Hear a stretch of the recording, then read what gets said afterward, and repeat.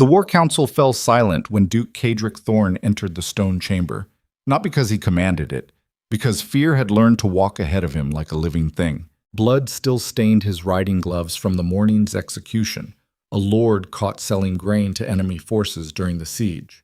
No trial, no mercy. Just a rope and a message carved into every witness. Betrayal dies quickly in the north.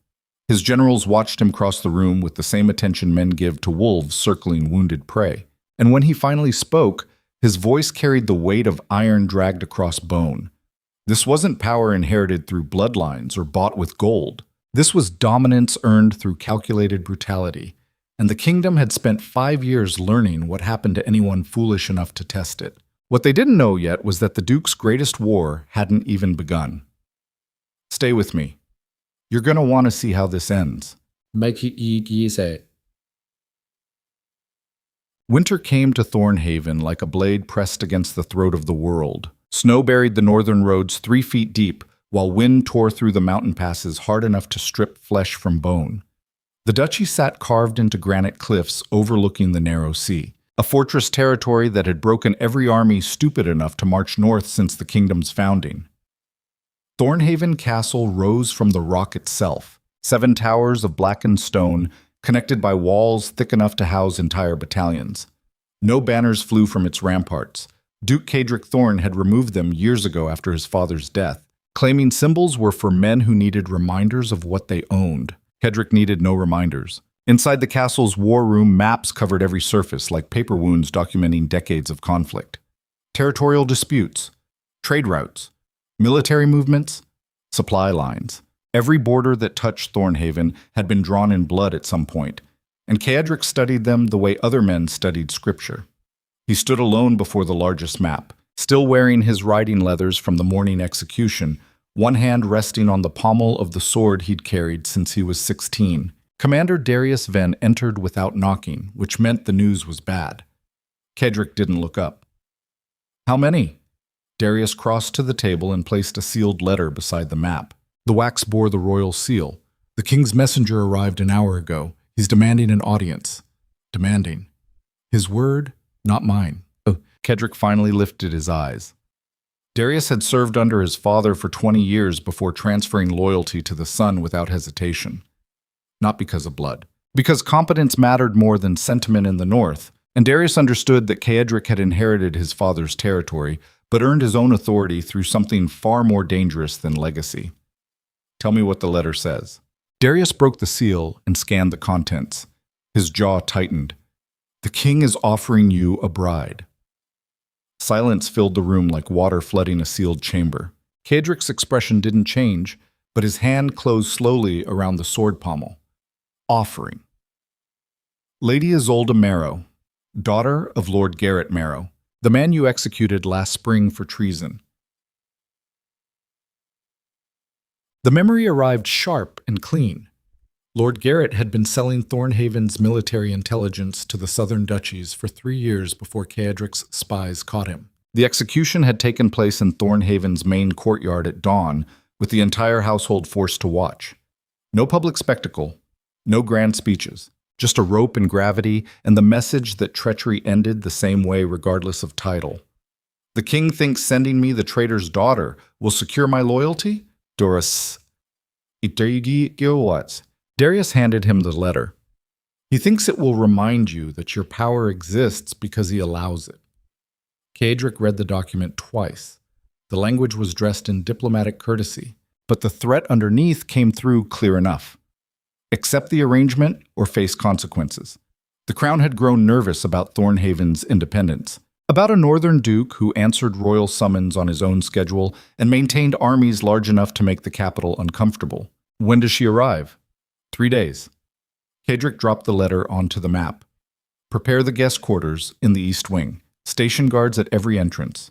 I want reports on everyone she speaks to and everything she touches." Darius studied him carefully. "You're accepting." "The king sent me a spy dressed in silk and family tragedy. Yes, I'm accepting." Cadric turned back to the map. "I'm going to find out exactly what information she was trained to extract, and then I'm going to use her to send the crown a message they won't misinterpret. And if she's actually innocent?" Cadric's smile held no warmth. then she'll learn very quickly that innocence has no value in this house. Lady Isolde Marrow arrived at Thornhaven 3 days later under skies the color of old bruises. The carriage bearing the royal seal climbed the mountain road with an escort of 12 soldiers who looked like they'd rather be fighting in open battle than delivering cargo to the north. When the gates finally opened, wind howled through the courtyard loud enough to drown conversation. Isolde stepped down from the carriage, wrapped in gray wool, that did nothing to hide how thin she'd become since her father's execution. Cedric watched from the tower window. She moved with the careful control of someone who'd learned to hide fear behind posture. Chin lifted, shoulders back, eyes forward. The soldiers handed her single trunk to a servant before retreating toward the gates like men escaping a tomb. Isolde stood alone in the courtyard, snow collecting in her dark hair, waiting. Darius appeared at Cedric's shoulder. She's younger than the reports indicated. 22. She looks like she hasn't eaten properly in months. Cedric turned from the window. Her father died a traitor. The crown probably seized everything the family owned before throwing her into this arrangement. He fastened his coat and moved toward the stairs. Which means she's desperate. Desperate people make mistakes. The great hall of Thornhaven had been built to intimidate. Stone columns rose 40 feet to a vaulted ceiling, while tapestries depicting northern victories covered walls thick enough to stop siege engines. A fire burned in the hearth large enough to roast an entire deer, but the heat never quite reached the corners. Cedric had always preferred it that way. Comfort bred weakness. He entered through the main doors to find Isolde standing in the center of the hall, still wearing her traveling cloak, surrounded by servants who'd stopped working to stare. "Leave us," Cedric said quietly. The servants scattered like birds startled from a corpse. Isolde turned to face him, and for the first time Cedric saw her eyes clearly. Gray, cold, completely unafraid. Something unexpected shifted in his chest. "Lady Isolde." He crossed the hall slowly, letting her watch him approach. "Welcome to Thornhaven." "Is it a welcome?" Her voice carried an edge that surprised him.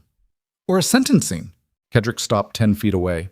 Up close, he could see the shadows under her eyes, and the way her hands stayed perfectly still at her sides. Control learned through survival, not breeding. "That depends on why you're really here." "The king sent me." "The king sent you as payment for your father's treason, and to remind me that northern independence has limits." Cedric tilted his head slightly.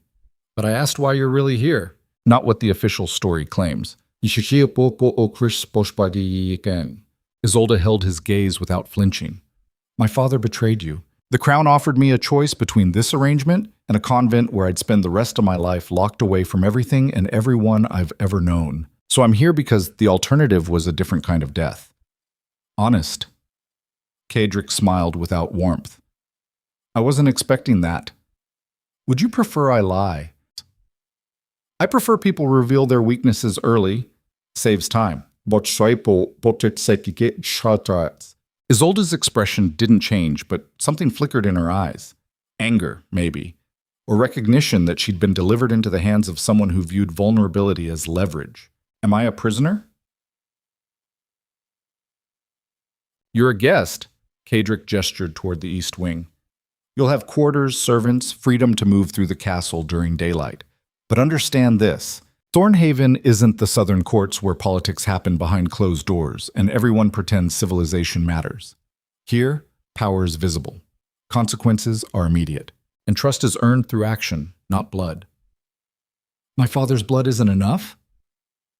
The question landed like a blade between them. Cedric studied her for a long moment.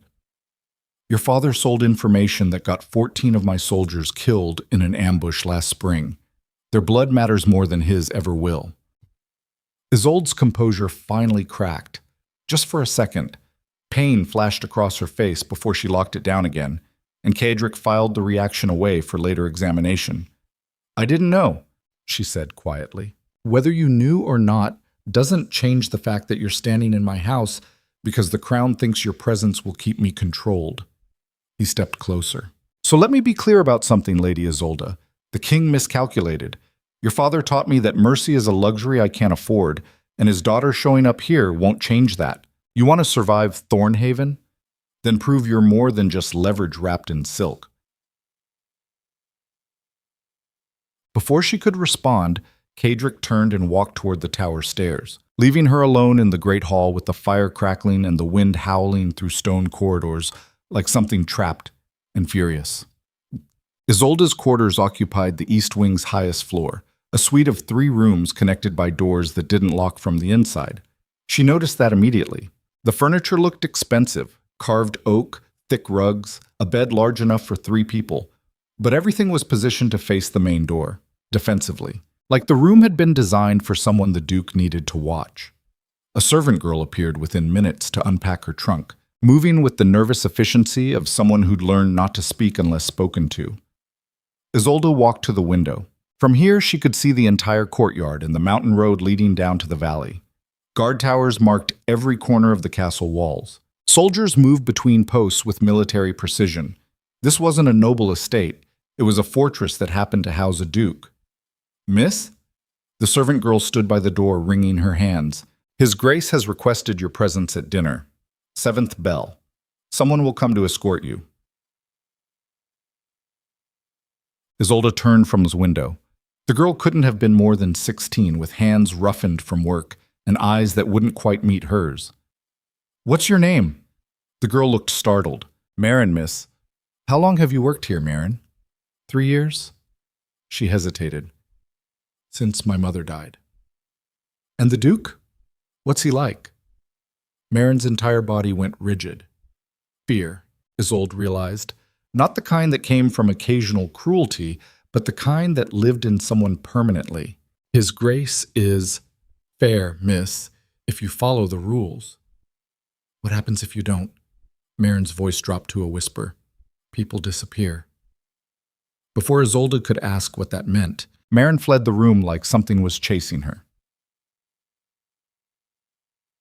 Dinner happened in a private chamber adjacent to the Great Hall, a space clearly designed for business rather than hospitality. Kadric was already seated when the guard escorted Isolde inside.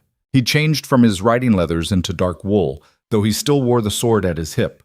The table held enough food for 6 people, but only 2 places had been set, across from each other, close enough to make conversation unavoidable. "Sit." It wasn't a request. Isolde took the chair opposite him.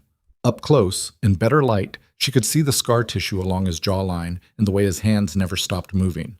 Not nervous energy, controlled readiness. Like someone who'd learned that violence arrived without warning. "You haven't eaten," he observed. "I'm not hungry. That wasn't a question.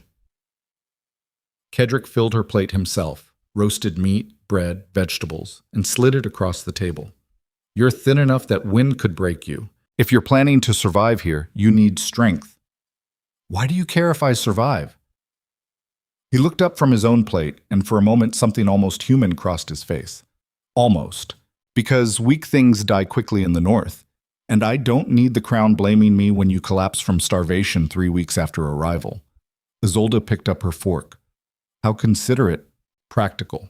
Kadric cut into his meat. "Consideration implies I care about your feelings.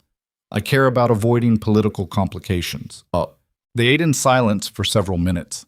The food was better than Isolde expected, well prepared, properly seasoned, which somehow made everything worse. She'd been expecting dungeon conditions and cruelty. Instead, she got comfortable quarters and meals that suggested the Duke understood exactly how to keep people alive while making them wish they weren't. "Tell me about your father." Isolde's fork stopped halfway to her mouth. "Excuse me?" "Well, your father." Kadric leaned back in his chair. "You said you didn't know about his treason, but you lived in his house, attended his meetings, watched him conduct business for years. So either you're lying about your ignorance, or you're remarkably unobservant."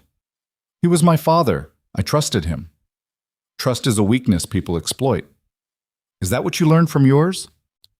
The temperature in the room dropped 10 degrees. Kadric went completely still. Not frozen, poised, like a blade at rest but ready.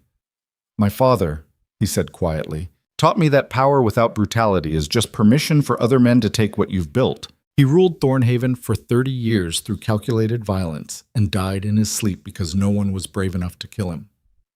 Kadric's eyes never left hers. "I inherited his territory, but I earned my authority by being worse than he ever was. Isolde forced herself to hold his gaze. You're proud of that. Pride is irrelevant. Results matter. My enemies disappeared. Thornhaven's borders expanded. The Crown learned that sending armies north means sending them home in pieces. He picked up his wine glass.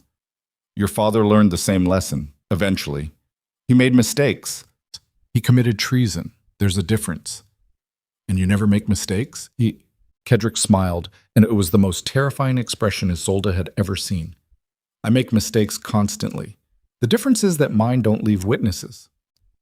The meal continued in hostile silence. When it finally ended, Kedrick stood and moved toward the door, then stopped. One more thing, Lady Isolde. The servants here are loyal to me, not because I treat them well, but because they understand what happens when loyalty breaks. They'll report everything you say and everyone you talk to. The guards will track your movements. Your letters will be read before they're sent. He turned to face her. You wanted to know if you're a prisoner? The answer is yes. You just happen to have comfortable chains. He left her sitting alone at the table, surrounded by the ruins of a meal she could barely taste, wondering exactly what kind of monster the Crown had delivered her to. 3 weeks passed like water through a clenched fist. Isolde learned the castle's rhythms quickly. Morning training in the courtyard where soldiers drilled under Darius's command. Afternoon meetings in the war room where Kedrick received reports from spies and merchants. Evening meals where the Duke questioned her about politics, history, military strategy, testing her constantly, looking for weakness or deception. She gave him neither. Instead, she studied him the way he studied maps, watching for patterns, cataloging behaviors. The Duke rose before dawn every morning to inspect the guard posts himself. He ate meals alone unless forced into company. He read intelligence reports during council meetings while his advisor spoke, absorbing information faster than anyone she'd ever witnessed. And he was paranoid in ways that bordered on genius. Every door in the castle was monitored. Every servant was rotated between posts to prevent conspiracy. Every letter was copied before delivery. Kedrick had built a surveillance system so thorough that even his own commanders didn't know the full extent of it.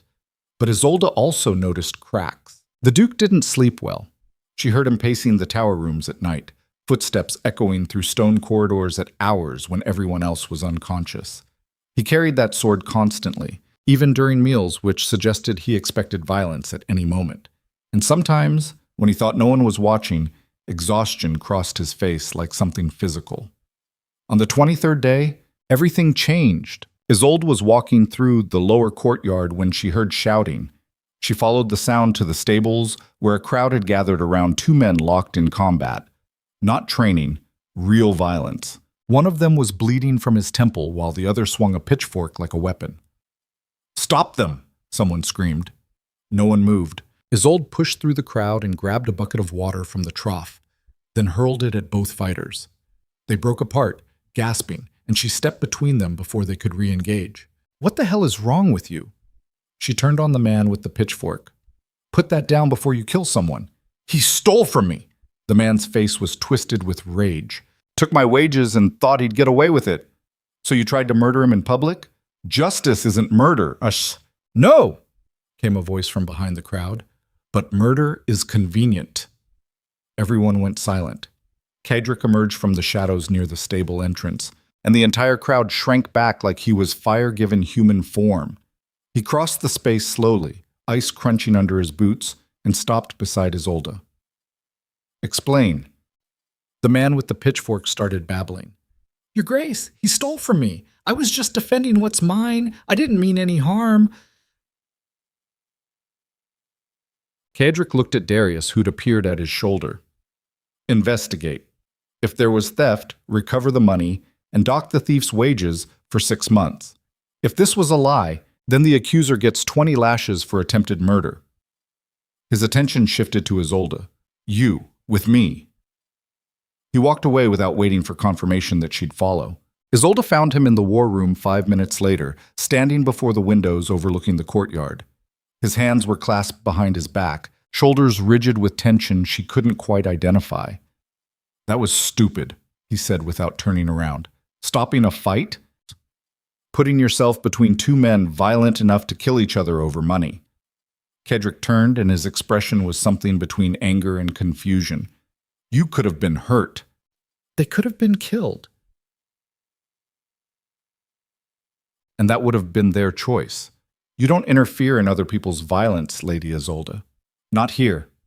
Not in the north.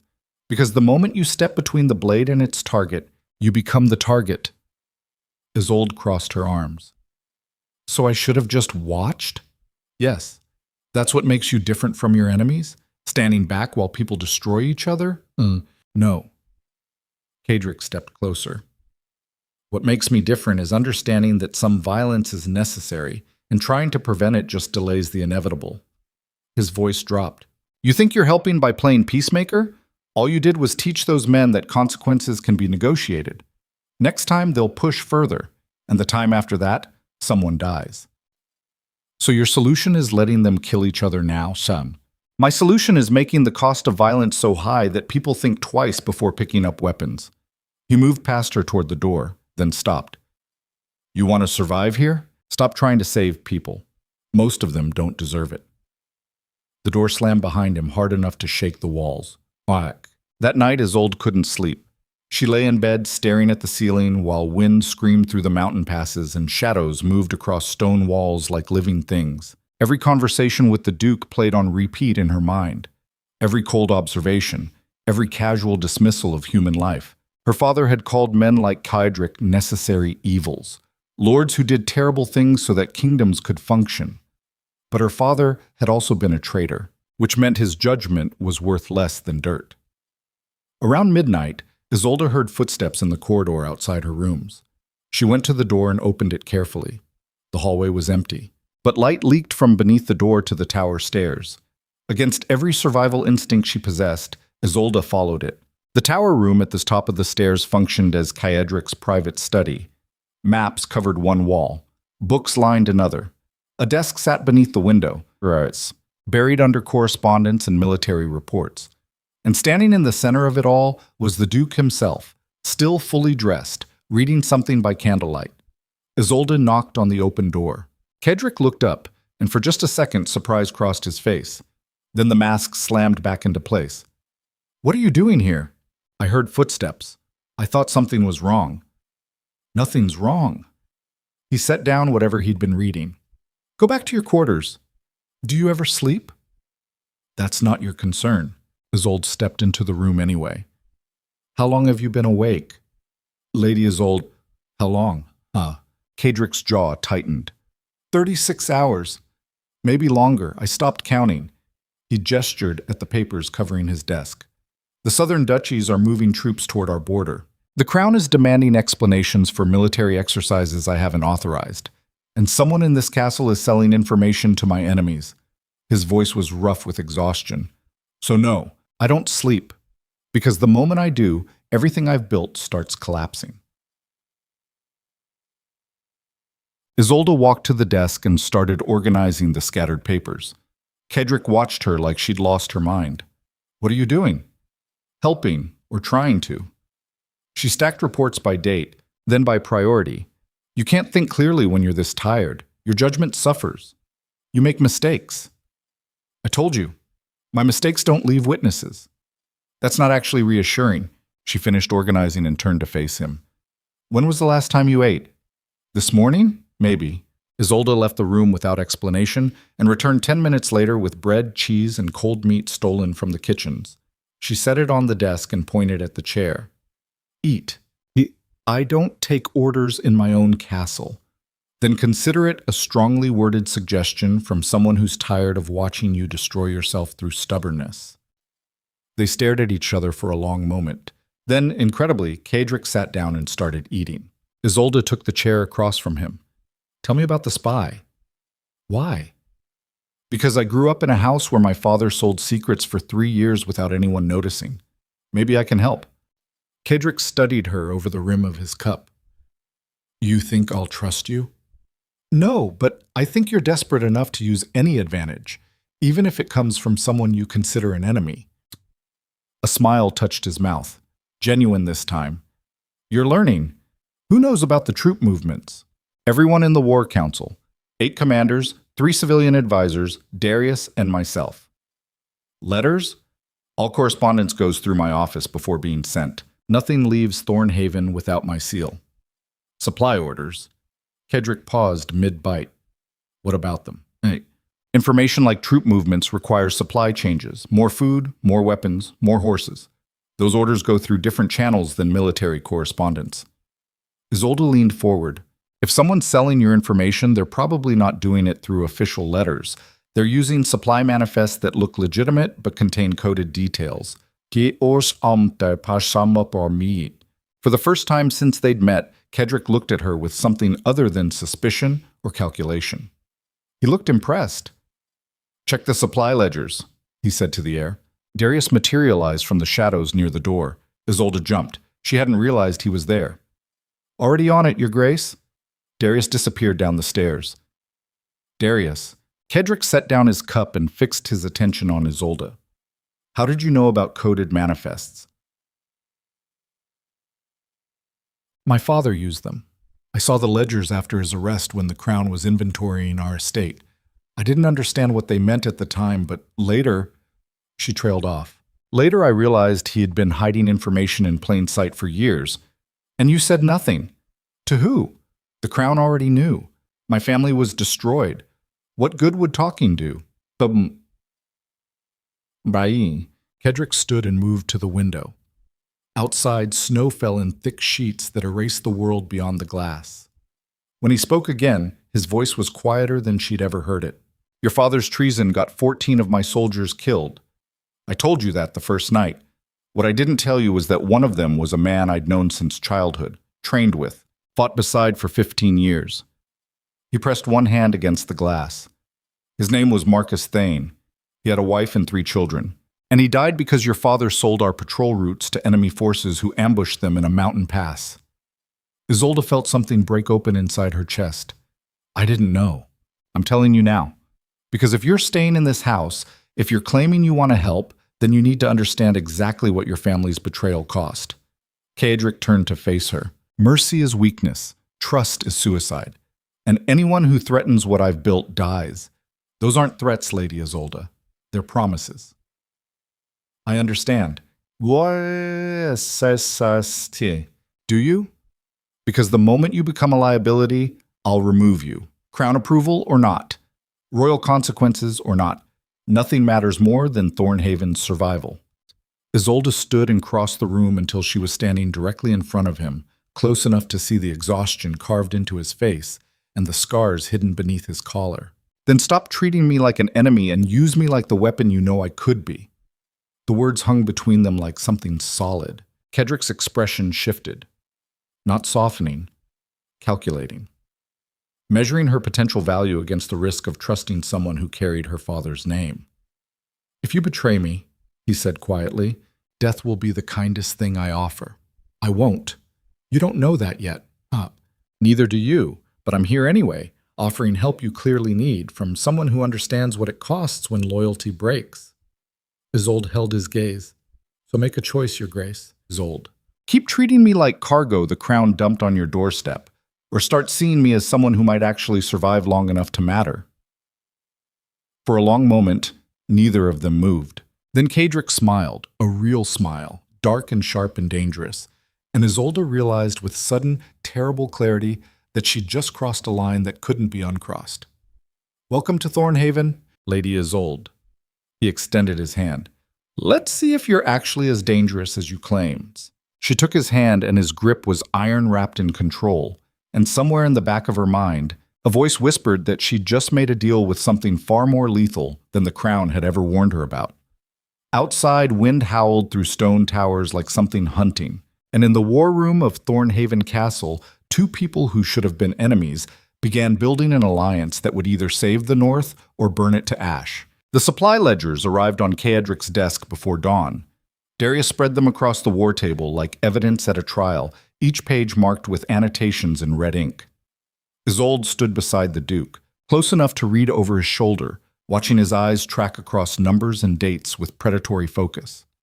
Outside the tower windows, snow continued falling in sheets that turned the world into something bleached and hostile. Kedrick's finger stopped on a specific entry, grain shipment to the eastern garrison. Ordered 3 weeks before the southern duchies moved troops toward the border. The quantities were listed in hundreds of bushels, but the delivery dates made no sense. Supplies scheduled to arrive after the garrison would need them, unless the numbers weren't about grain at all. There. Isolde pointed to a notation in the margin. That's the same coding system my father used. The dates are coordinates. The quantities are troop numbers. Kedrick's jaw tightened. Who authorized this shipment? Darius checked the signature. Steward Brennan. He's managed supply logistics for Thornhaven for 12 years. Arrest him, quietly. I want him in the lower cells before anyone notices he's missing. Kedrick straightened and turned to Isolde. You're certain about the coding? Well, I watched my father use it for 3 years before I understood what I was seeing. The Crown's investigators found the same pattern in his ledgers.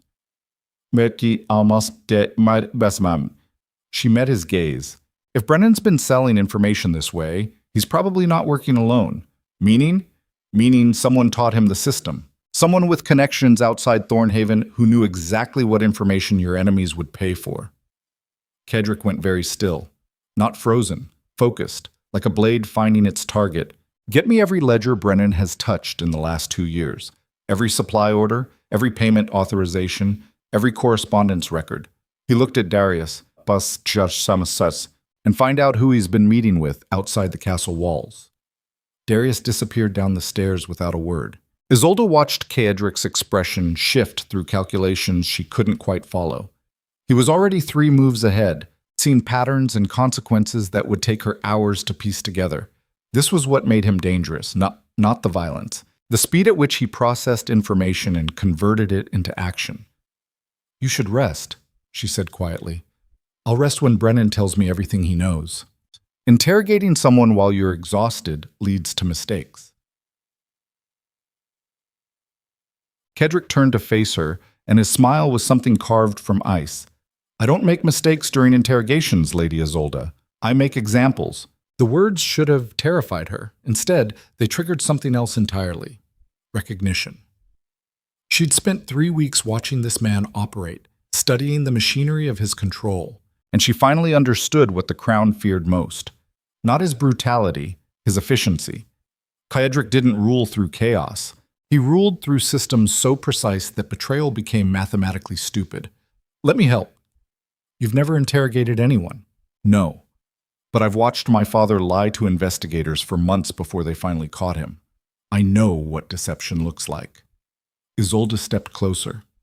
And I know you don't trust me yet, so let me prove I'm worth the risk. Kedrick studied her for a long moment. Outside, church bells marked the hour.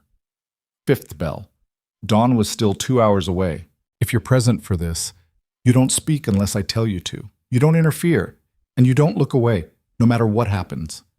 His voice dropped, because once you see how power actually works in the north, you can't unsee it. I understand. Us. Do you? Because the man we're about to question has been selling information that got soldiers killed, the same way your father did, and when I'm finished with him, he won't be recognizable as human. Kedrick moved past her toward the door. Last chance to go back to your comfortable rooms and pretend nobility still matters. Isolde followed him down the stairs without hesitation. The lower cells existed in a part of Thornhaven most servants never saw. Stone corridors carved directly into the mountain lit by torches that barely pushed back the dark. Cold enough that breath turned to mist. Silent except for water dripping somewhere in the distance. Brennan was already chained to a chair in the largest cell when they arrived. He looked exactly like what he was. A middle-aged bureaucrat who'd grown soft from years behind a desk, now sweating despite the cold. Eyes darting between Kedrick and the tools laid out on the table beside him. Not torture instruments. Interrogation tools. The distinction mattered. Kedrick pulled up a chair and sat down directly across from the steward. Close, intimate, like they were friends having a quiet conversation. Brennan, you've worked for Thornhaven for 12 years, managed logistics during 2 border conflicts, received commendations for efficiency. His voice was calm, reasonable. So explain to me why you decided to throw all of that away. Brennan's mouth opened and closed. No sound came out. Let me help you. Kadric leaned forward. You've been encoding military information into supply manifests for at least 6 months. Troop movements, patrol schedules, garrison strengths. Someone taught you the system and someone paid you to use it. He tilted his head slightly. I'm going to ask you 3 questions. Who taught you? Who paid you? And who else in this castle is involved? You answer honestly. You die quickly. You lie, and I'll spend the next week keeping you alive while I take you apart, piece by piece. Silence filled the cell like water flooding a sealed room.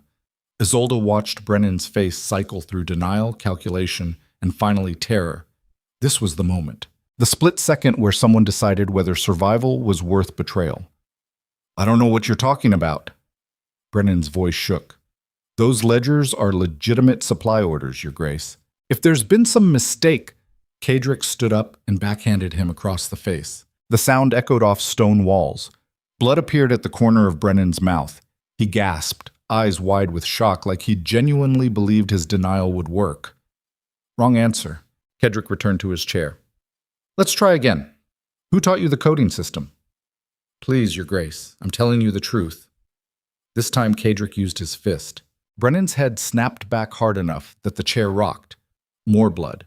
A tooth landed on the stone floor with a wet sound. Isolde forced herself to watch. Not because she wanted to, because looking away would prove weakness, and weakness here was the same as death. 3rd time. Kadric's voice never changed, still calm, still reasonable. Who taught you? My shower set, Brennan sobbed. Actual tears now, mixing with blood and snot. A merchant from the southern duchies. He came through Thornhaven 6 months ago selling grain, said he could pay me for information, said it was just trade intelligence, nothing that would hurt anyone. Name. Corvus. He called himself Corvus. Kadric glanced at Isolde. She shook her head slightly. The name meant nothing to her. And who else in this castle helped you? Well, I see. No one. I swear it, Your Grace. It was just me. Just supply ledgers. You didn't think 14 soldiers would die because you sold our patrol routes? Kadric's voice finally changed, went cold enough to freeze blood. You didn't think enemy forces would use your information to plan ambushes?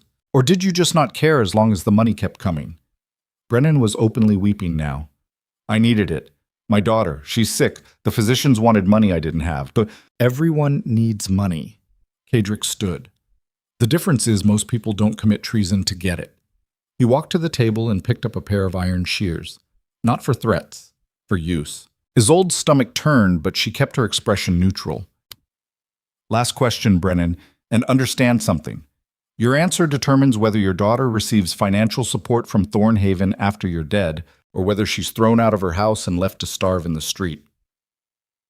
Kadric moved behind the chair. How do you contact Corvus? There's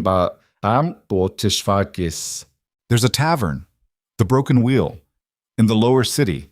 I leave messages behind a loose stone in the back wall. The words came out in a rush. He collects them twice a month and leaves payment. Please, Your Grace. My daughter, she's only 9. She didn't know anything about this. She'll be taken care of. Kadric's voice was flat, empty. You have my word. Then he grabbed Brennan's hand and used the shears to remove 2 fingers. The screaming echoed through the cells for a full minute before it finally stopped. Isolde didn't look away. Couldn't. This was the cost of betrayal in the North. Not rhetoric, not threats. Actual physical consequences delivered without hesitation or mercy. When it was over, Brennan hung unconscious in his chains while blood pooled beneath the chair. Kadric cleaned the shears methodically and set them back on the table, then turned to Darius, who'd been standing silent by the door the entire time. Execute him at dawn, public, in the main courtyard. I want every servant, every soldier, every person in this castle to watch. His voice was mechanical now, drained. And make sure the message is clear. This is what happens when loyalty breaks. Darius nodded and moved to secure the prisoner.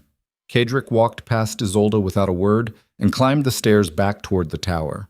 She followed, processing what she'd just witnessed, understanding for the first time that everything the Crown had warned her about was actually an understatement. They ended up back in the war room. Dawn was starting to bleed gray light through the windows. Snow had stopped falling. The world looked clean and empty and absolutely merciless. Kedrick stood at the window with his back to her, shoulders rigid. "Say it," he said quietly. "Say what?" "That I'm a monster. That's what you're thinking. What everyone thinks after they watch me work." Isolde crossed the room until she was standing beside him, both of them staring out at the courtyard below, where Brennan would die in a few hours. "I think you're someone who understands that power without enforcement is just a polite suggestion. And in the North, polite suggestions get people killed." Kedrick turned to look at her. Really look. Like he was seeing past the performance she'd been maintaining since arrival and into something underneath. "You're not horrified." "I'm terrified. There's a difference." Isolde held his gaze. "But horror implies surprise. And nothing about what just happened surprised me. My father was executed for treason. I've watched what happens when betrayal is discovered. The only difference is you're efficient about it." Something shifted in Kedrick's expression, not softening. Recognition, maybe. That she understood the machinery, even if she didn't like watching it operate. "The Crown sent you here expecting me to break you, turn you into something compliant and useful." He stepped closer. "But you're already broken, aren't you? Your father's execution, your family's destruction. The choice between this arrangement and a convent. You've been surviving trauma for months while everyone assumed you were just another noble daughter. Is that what you see when you look at me? Someone broken?" "No." Kedrick's voice dropped. "I see someone who learned the same lesson I did. That the world doesn't reward mercy or kindness or any of the virtues people claim to value. It rewards control. And you've spent weeks in this castle studying how I maintain it. So what does that make me? Your student? It makes you dangerous." He reached out and caught her chin, tilting her face up toward his. "Because you're smart enough to understand the systems and ruthless enough to use them, which means you're either going to become my greatest asset or my worst enemy." Isolde's heart was hammering against her ribs, but she kept her voice steady. "And if I choose asset, then we're going to find this merchant Corvus and take apart his entire intelligence network piece by piece. And when we're done, the Southern Duchies will learn the same lesson everyone else eventually learns." His thumb brushed across her jaw. "Don't fuck with Thornhaven." The words should have sounded like violence. Instead, they sounded like an invitation.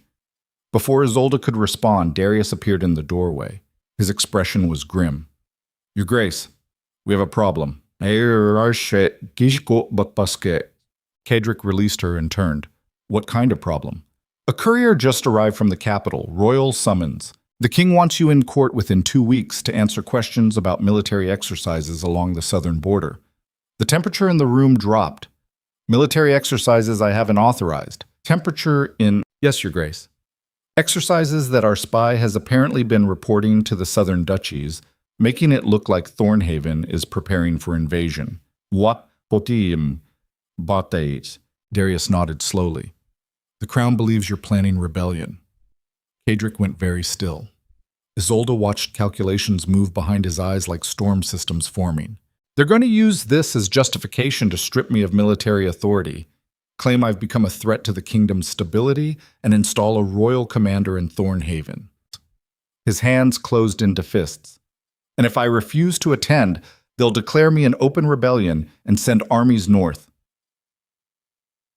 "What do we do?" Kedrick looked at Isolde. "How quickly can you draft a response that sounds compliant but doesn't actually commit me to anything?" "An hour, maybe less. Do it. Make it clear I'm loyal to the Crown, but require evidence before I can address specific accusations. Buy us time to find Corvus and prove the intelligence was fabricated." He turned back to Darius. "Double the guard at every gate. No one enters or leaves Thornhaven without my explicit permission. And send ravens to our contacts in the capital. I want to know exactly what evidence the king thinks he has." Darius left to execute orders. Isolde moved to the desk and started pulling out parchment and ink. Her hands were shaking slightly, but her mind was already composing the letter. diplomatic language that concealed steel underneath. The kind of correspondence her father had specialized in before everything fell apart. Isolde. She looked up. Cedric was watching her with an expression she couldn't quite identify. If this goes wrong, if the king decides to make an example of me, you need to leave. There's a passage beneath the east wing that leads to the lower city. Darius knows the route. He'll get you out safely. I'm not leaving. You don't have a choice. If Thornhaven falls, everyone inside these walls becomes a target. The crown will execute anyone they think supported me just to prove a point. Then we make sure Thornhaven doesn't fall. Isolde returned her attention to the letter. Now let me work. You want this done right? I need silence. For a moment, she thought he might argue. Instead, he just nodded and moved to the window, standing watch while she wrote the words that might buy them enough time to survive whatever was coming. Outside, dawn broke fully across the mountains, and in the courtyard below, soldiers were already constructing the gallows where Brennan would hang before noon. The execution happened exactly as planned. Every person in Thornhaven Castle gathered in the main courtyard under gray skies that threatened more snow. Servants lined the walls. Soldiers stood at attention. Even the kitchen staff had been pulled from their work to watch. Brennan was led to the gallows with his hands bound and his face already ruined from the interrogation. He didn't fight, didn't plead, just climbed the steps with the mechanical movements of someone who'd already accepted death. Cedric stood on the castle steps above the crowd, positioned so everyone could see him clearly. Isolde stood 3 steps below, close enough to hear him breathe but far enough to maintain the appearance of separation. She'd learned that visibility mattered here. Every gesture was communication. Every position was strategy. This man betrayed Thornhaven? Cedric's voice carried across the courtyard without shouting. He sold information to our enemies, information that cost soldiers their lives.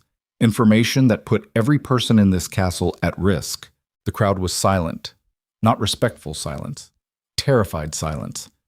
The penalty for treason is death. That hasn't changed, will never change, because loyalty is the only currency that matters in the North. He paused. But understand this. Brennan's daughter will be cared for.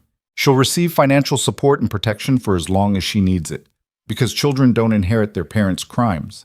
Isolde felt something unexpected move through her chest. Not sympathy, recognition. Cedric was brutal when he needed to be, but he wasn't cruel for its own sake. The distinction mattered. The executioner pulled the lever. Brennan dropped. The rope snapped taut. It was over in seconds. No one in the courtyard moved. No one spoke.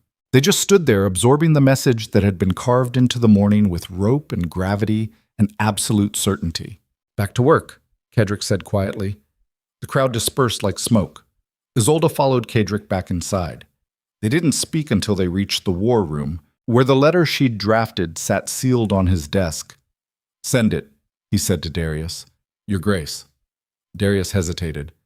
If the king rejects this, then we move to contingency planning. But right now, we need time, and that letter buys us 2 weeks. Cedric looked at Isolde. Assuming you wrote it correctly. I did. How can you be certain?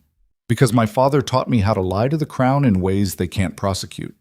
The letter acknowledges the summons, expresses concern about accusations, and requests specific evidence before I commit to a timeline. It's compliant enough that refusing it makes the king look unreasonable, but vague enough that it doesn't actually bind you to anything. Cedric studied the sealed parchment. And if they see through it, they won't, not immediately. The language is too carefully balanced. By the time they realize you've given them nothing useful, we'll have found Corvus and proven the intelligence was fabricated. You sound confident, E. I learned from the best liar the kingdom ever produced. Isolde's voice was flat. My father played political games for 3 years before anyone caught him. I watched him craft correspondence that said everything and nothing simultaneously. The Crown investigator spent months unraveling his communications after his arrest. Something dark moved across Cedric's face. Your father was good. My father was brilliant. That's what made his betrayal so effective. She looked out the window at the gallows still standing in the courtyard. But brilliance without loyalty is just sophisticated treason, and in the end, it got him killed anyway. Do you miss him? The question landed like a blade between her ribs. Isolde turned away from the window. I missed the version of him I thought existed before I learned the truth. The father who read me stories and taught me strategy and told me I could be anything I wanted. Her voice was cold now, controlled. But that man was a fiction. The real Garrett Marrow was someone who sold information that got people killed and destroyed his family to maintain his own power. So no, I don't miss him. I mourn the illusion. Cedric crossed the room until he was standing close enough that she could feel heat radiating off him despite the cold. Your honesty is going to get you killed someday. Better that than lying and becoming him. Is it? His hand came up to cup her jaw, thumb pressing against her pulse point. Because honesty in politics is just another word for vulnerability. And vulnerable things die quickly in the North. Then I'll die honest. No. His grip tightened slightly. Not painful. Possessive. You'll learn to be strategic about truth the same way you're learning to be strategic about everything else. Because I need you alive and functional, not martyred on principle. Isolde's breathing had gone shallow, but she held his gaze. Why do you need me at all? Because you see patterns I miss. Because you understand the Crown's thinking in ways I never will. And because... He stopped. Something shifted in his expression. Because for the first time in 5 years, I've met someone who doesn't flinch when I show them exactly what I am. The words hung between them like something physical. Before Isolde could respond, shouts erupted from the courtyard below. Both of them moved to the window simultaneously. Soldiers were flooding toward the main gates. Steel rang out. Someone was screaming. Darius burst into the war room. We're under attack! Cedric's entire demeanor changed. Not panicked. Focused. How many? 20 men. Maybe more. They came through the lower city posing as merchants and hit the gates during the shift change. Darius was already moving toward the armory. They're not trying to breach. They're trying to burn. Burn what? The stables, the granaries, supply storage. Isolde's mind snapped into focus. Corvus. He's trying to destroy evidence before you can track him. Cedric was already strapping on his sword. Get every available soldier to the storerooms. I want those fires contained and I want prisoners. Someone alive who can tell us where Corvus is operating from. Basm. And her? Darius glanced at Isolde. She stays in the tower, locked, guarded. I can help. You can stay alive. Cedric grabbed her shoulders. This is a distraction. The attack on the supplies is meant to pull my focus while something else happens. I need you here where I know you're safe. Safe? You're about to run into a battle, and you're not trained for combat. You're trained for strategy. So stay here and think. Figure out what Corvus's real objective is while I deal with the immediate threat. He was already moving toward the door. Darius, 4 guards on this room. No one enters except me. Then he was gone, sword drawn, moving with the lethal efficiency of someone who'd been born into violence and never left. Isolde stood alone in the war room while chaos erupted below. 4 guards materialized outside the door within seconds. She could hear them taking positions, could feel the weight of being contained settling over her like chains. But Cedric was right. This was a distraction. She moved to the desk and started pulling out maps, supply routes, trade manifests, everything they had on merchant movements through Thornhaven in the last 6 months. If Corvus was here burning evidence, he wasn't working alone. Someone inside the castle had to have told him when Brennan was arrested, which meant there was another spy. Outside, smoke started rising from the lower courtyards. Inside, Isolde traced connections across parchment, following the pattern her father had taught her before everything collapsed. And slowly, piece by piece, she began to understand exactly what Corvus's real plan had been from the beginning. The fires burned for 3 hours before Cedric's soldiers finally contained them. 6 storerooms destroyed. Half the winter grain supply gone. 3 soldiers dead and a dozen wounded. But they'd captured 5 of the attackers alive, and that was enough. Cedric returned to the tower covered in soot and blood, most of it not his own.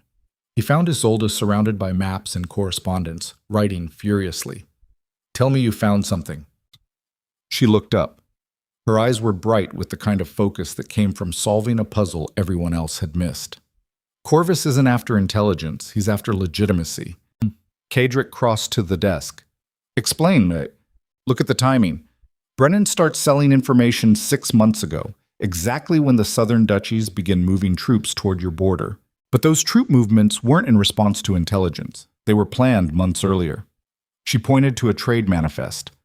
Corvus isn't a merchant. He's a nobleman using a merchant's identity to build a case against you. What case? That you're planning rebellion. The fabricated intelligence about military exercises. The supply orders that look like you're stockpiling for war. Even today's attack. She met his gaze. He's not trying to destroy evidence. He's creating it, making it look like you reacted with excessive force to a legitimate merchant dispute. Kadric went very still. The Crown. The Crown sent me here as leverage, but they also sent Corvus to build justification for removing you permanently. This was never about intelligence gathering. It was about manufacturing treason. For a long moment, neither of them moved. Then Kadric smiled, and it was the most dangerous expression Isolde had ever seen. They underestimated us. They underestimated you. I just connected the pieces. No. He moved around the desk until he was standing directly in front of her. You saw the pattern no one else did, including me, which means you just became the most valuable asset I have, or the most dangerous. Both. His hand came up to cup her face, which is exactly why I'm not letting you go. The words should have been a threat. Instead, they felt like something else entirely. A promise made by someone who'd spent his entire life learning that power was the only currency that mattered, and he had just found someone who understood the same language. Before Isolde could respond, Darius appeared in the doorway again. Your Grace, the prisoners are talking. Kadric's attention snapped toward him. And? Corvus isn't in Thornhaven. He's in the capital, operating with direct support from the King's Council. Darius's expression was grim. They're planning to arrest you the moment you arrive for the royal summons. The entire thing was a trap. Silence flooded the room. Isolde felt everything shift. Not fall apart. Crystallize. This was the moment. The point where choices became permanent and consequences became inevitable. Kadric looked at her. What do we do? It was the first time he'd asked her that question. The first time he'd treated her like an equal instead of a tool. Isolde took a breath and made the decision that would either save them both or destroy everything. We go to war. Outside, snow started falling again. And inside Thornhaven Castle, two people who should have been enemies became something far more dangerous. Allies against the crown itself. War required resources Thornhaven didn't have, and allies who didn't exist. Kadric spent the next 48 hours converting his fortress into something capable of withstanding a siege that would come the moment the crown realized he wasn't going to surrender quietly. Soldiers drilled in the courtyard until their hands bled. Blacksmiths worked through the night forging weapons. Every able-bodied person in the castle was assigned a role in the defense plan that Darius had been refining for years, in case this exact scenario materialized. Isolde watched it all from the war room windows while drafting correspondence to every northern lord who might be convinced that the crown's overreach threatened them too. The language had to be perfect. Not rebellion, self-defense, not treason, survival. She was 3 letters deep when Kadric appeared behind her, close enough that she could feel exhaustion radiating off him like heat. He hadn't slept since the attack on the storerooms. Neither had she. Tell me this works, he said quietly. Isolde set down her pen. The honest answer is, I don't know. The crown has spent years building the case that you're dangerous. These letters might convince a few lords to stay neutral, but getting them to actively support you against the king? That requires more than words. What does it require? Proof that the crown orchestrated this entire situation. Evidence that Corvus is working directly for the king's council. Something undeniable that forces the nobility to choose between supporting a corrupt monarchy or backing a northern duke who's been defending himself against fabricated charges. Kadric leaned against the desk. And how do we get that proof? We find Corvus, we make him talk, and we document everything before the crown can bury it. He's in the capital, surrounded by royal guards and protected by the same council that's trying to destroy me. Getting to him would require walking into the trap they've already set. Isolde turned to face him fully. Then we don't go to him. We make him come to us. How? We send a message to the capital, not to the king, to Corvus directly. We tell him we have evidence of his real identity, and we're prepared to release it to every noble house in the kingdom unless he meets with us to negotiate. Kedrick studied her with an expression somewhere between admiration and concern. That's extortion. That's leverage. He built his entire operation on manufactured intelligence and hidden identity. If we expose him, he loses everything. His credibility, his protection, his ability to operate in the shadows. So he'll come. Because the alternative is worse. And when he arrives, we take him apart until he gives us everything we need to prove the crown's involvement. Then we use that evidence to force the king into a position where attacking Thornhaven becomes politically impossible. Kedrick was quiet for a long moment. You're talking about blackmailing the crown. I'm talking about survival. The king already wants you dead. The question is whether you go down quietly or take enough people with you that they regret starting this. Something dark and approving moved across Kedrick's face. You've been in this house for 5 weeks, and you're already thinking like a warlord. I'm thinking like someone who understands that power is the only currency that matters. You taught me that. Before he could respond, footsteps echoed in the corridor outside. Heavy, urgent. Darius appeared in the doorway with an expression that made Isolde's stomach drop. Your Grace, we have a problem. Kedrick straightened. What kind of problem? The kind that means someone in this room has been lying. Silence crashed through the space like something physical. Darius stepped aside and 2 soldiers entered, dragging a man between them. His face was bruised and his hands were bound, but Isolde recognized him immediately. One of the attackers from the storeroom raid, one of the prisoners who'd supposedly given them information about Corvus. This man just told me something interesting, Darius said quietly. About who really hired him. Kedrick's hand moved to his sword. Speak. The prisoner looked up through swollen eyes. We weren't sent by Corvus.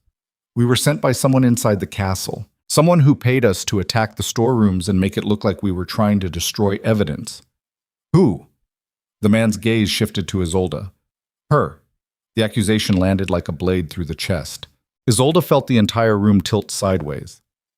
That's not true. Kedrick didn't move, didn't speak, just stared at her with an expression that was somehow worse than rage. It was calculation. He was already running through scenarios, weighing evidence, deciding whether she'd played him from the beginning. Your Grace, I swear. The prisoner kept talking. She contacted us 3 weeks ago through an intermediary in the lower city, paid us to stage the attack during the execution, said it would create chaos that she could use to gain your trust by helping you solve the problem she created. Darius pulled a folded parchment from his coat. We found this in her quarters during a search. It's a letter addressed to someone in the capital, unsealed, unfinished, but the content is clear enough. He handed it to Kedrick. Isolde's mind was racing, but nothing made sense. She hadn't written any letters beyond the official correspondence they'd drafted together. Hadn't contacted anyone in the lower city. This was a setup. Had to be. But even as the denial formed, she could see doubt crystallizing in Kedrick's eyes. He read the letter slowly, his jaw tightened with each line. When he finally looked up, his voice was colder than she'd ever heard it. This letter details Thornhaven's defensive capabilities. Troop numbers, supply inventories, guard rotations, everything someone would need to plan an assault. And it's addressed to Lord Rendall, who happens to sit on the King's Council. I didn't write that. It's your handwriting. Darius held up another document. We compared it to the correspondence you drafted 2 days ago. Perfect match. Someone forged it. Or you've been playing a longer game than I gave you credit for. Kedrick's voice was flat, empty. The traitor's daughter arrives at Thornhaven, spends weeks gaining my trust, helps uncover a spy network that conveniently leads nowhere, then manufactures a crisis that positions her as an invaluable asset while feeding information to the crown the entire time. That's not what happened. Then explain the letter. Explain how these men knew exactly when to attack for maximum impact. Explain why you pushed so hard for us to go to war instead of negotiating. Because negotiation would have gotten you killed. The crown already decided you're a threat. They were never going to let you survive this. Or you convinced me to make myself an enemy so obvious that the king would have justification to destroy me. Kedrick stepped closer. His hand was still on his sword. Tell me something, Lady Isolde. Did you actually see patterns in those supply ledgers? Or did you just tell me what I wanted to hear while feeding Corvus information about how to cover his tracks? Isolde felt something fracture inside her chest. You can't believe this. I don't know what to believe. That's the problem. You show up here under royal decree. Your father was a traitor who sold information for 3 years before anyone caught him. And now evidence surfaces that you've been doing exactly the same thing. Evidence someone planted. Convenient. The word was a knife. Isolde looked at Darius. The commander's expression was carefully neutral, but she could see the decision already made behind his eyes. Guilty. They'd all decided she was guilty because the alternative required believing in coincidence, and coincidence was weakness in the North. Your Grace, I understand how this looks. But think about the timing. This evidence appears exactly when I'm most useful to you, when you're most vulnerable. Someone wants you to doubt me now, right before we move against the crown, because they know we're stronger together than apart. Or you planned it this way from the beginning. Kedrick's voice was getting quieter, more dangerous. My father told me something before he died. He said the most effective betrayals are the ones that look like loyalty until the blade is already between your ribs. I didn't understand what he meant until now. So, what are you going to do? Execute me the way you executed Brennan? Put me in chains and torture me until I confess to something I didn't do? I'm going to find out the truth. And if you're lying, if you've been working for the crown this entire time, then yes. I'll do exactly what I did to Brennan, because betrayal is betrayal regardless of how attractive the package is. The words hit like physical blows. Isolde had spent 5 weeks learning to read this man, to understand the machinery of his control, and she could see now that doubt was already eating through whatever fragile trust they'd built. He wanted to believe her, but survival had taught him that wanting was weakness, and weakness got people killed. Darius, Kedrick said quietly, take her to the lower cells, full restraints. No visitors, no exceptions. The soldiers moved forward. Isolde didn't fight. Fighting would prove guilt. Instead, she held Kedrick's gaze and spoke with every ounce of certainty she could force into her voice. When you realize I'm telling the truth and someone in your inner circle is the actual traitor, remember this moment. Remember that you chose suspicion over trust, because that's what your father taught you. And then ask yourself if that lesson was worth losing the only person who actually understood what you were trying to build here. The soldiers grabbed her arms. Kedrick's expression didn't change, but something flickered in his eyes. Too fast to identify, too complex to untangle. Then Isolde was being dragged from the room, down stairs that descended into stone and darkness, toward cells that smelled like old blood, and the kind of fear that didn't wash away. The lower cells were exactly as terrible as she'd imagined, cold enough that her breath turned to mist within minutes, dark except for a single torch that barely pushed back the shadows. The chains they locked around her wrists were iron and heavy and positioned so she couldn't sit or fully stand, just exist in a half-crouch that would destroy her back within hours. She'd been there maybe 20 minutes when footsteps approached. Darius emerged from the darkness carrying a chair and a small table. He set both down just outside the cell bars and sat, studying her with the same careful attention he probably gave battlefield strategies. You're smarter than this, he said quietly. Smart enough to know I'm being framed. Are you? Because the evidence is compelling, and Duke Kedrick doesn't make decisions based on emotion. He makes them based on probability. And right now, the probability that you're exactly what the crown sent you to be is higher than the probability of an elaborate setup. So you think I'm guilty. I think you're either guilty or you've been played so perfectly that it doesn't matter. The result is the same. Thornhaven loses a strategic asset and gains a security risk. Isolde forced herself to think through the pain already radiating up her spine from the awkward position. If I was working for the crown, why would I push Kedrick toward war? That makes him more dangerous, not less. It forces a confrontation the king wanted to avoid. Unless that was always the plan. Make him paranoid, isolated, so angry at the crown that he makes mistakes. Then use those mistakes as justification for everything that comes next. Convenient theory. It's the theory that fits the evidence. Darius leaned forward, but I'll tell you what bothers me about it. The letter we found was too easy. Hidden just well enough to require a search, but not well enough to actually stay hidden, like someone wanted us to find it. So you do believe me. I believe something isn't adding up, which is why I'm here instead of leaving you to rot until the Duke decides what to do with you. He stood and moved closer to the bars. Tell me who benefits from you being in this cell right now. Whoever the real spy is. They knew I was getting close to something.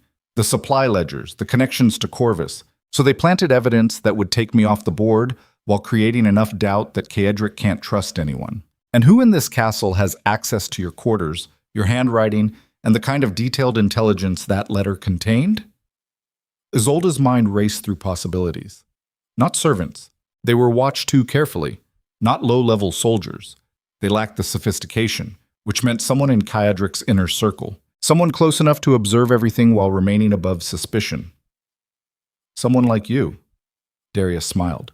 Not warmth. Approval. Exactly like me. Or any of the other commanders. Or the stewards who manage correspondence. Or the advisors who attend war council meetings. His expression hardened. You see the problem? Once suspicion takes root, it spreads. And Duke Kaedric can't function if he's questioning everyone around him. So he'll choose the simplest explanation. You're the traitor, everyone else is loyal. And Thornhaven moves forward. Except Thornhaven won't move forward, it'll collapse. Because the real spy is still feeding information to the crown, and Kaedric just lost the person who could help him see it. If you're telling the truth, I am. Prove it. The challenge hung in the frigid air between them. Isolde's hands were already going numb from the cold and the restraints. Her back was screaming. But her mind was still working, still piecing together the fragments they'd collected over weeks of investigation. The letter they found in my quarters. What was it written with? Standard ink, standard parchment. Nothing distinctive. But my other correspondence? The letters I actually wrote? Darius's eyes narrowed. You used a specific ink blend, darker, imported from the southern merchants, because I prefer it. Anyone forging my handwriting would need to match not just the writing, but the materials. Otherwise, comparison would show the difference immediately. We didn't check the ink composition, because you weren't looking for forgery. You were looking for guilt. Isolde leaned forward as much as the chains allowed. Test the ink. Compare it to my legitimate correspondence. If it's different, you have proof the letter is fake.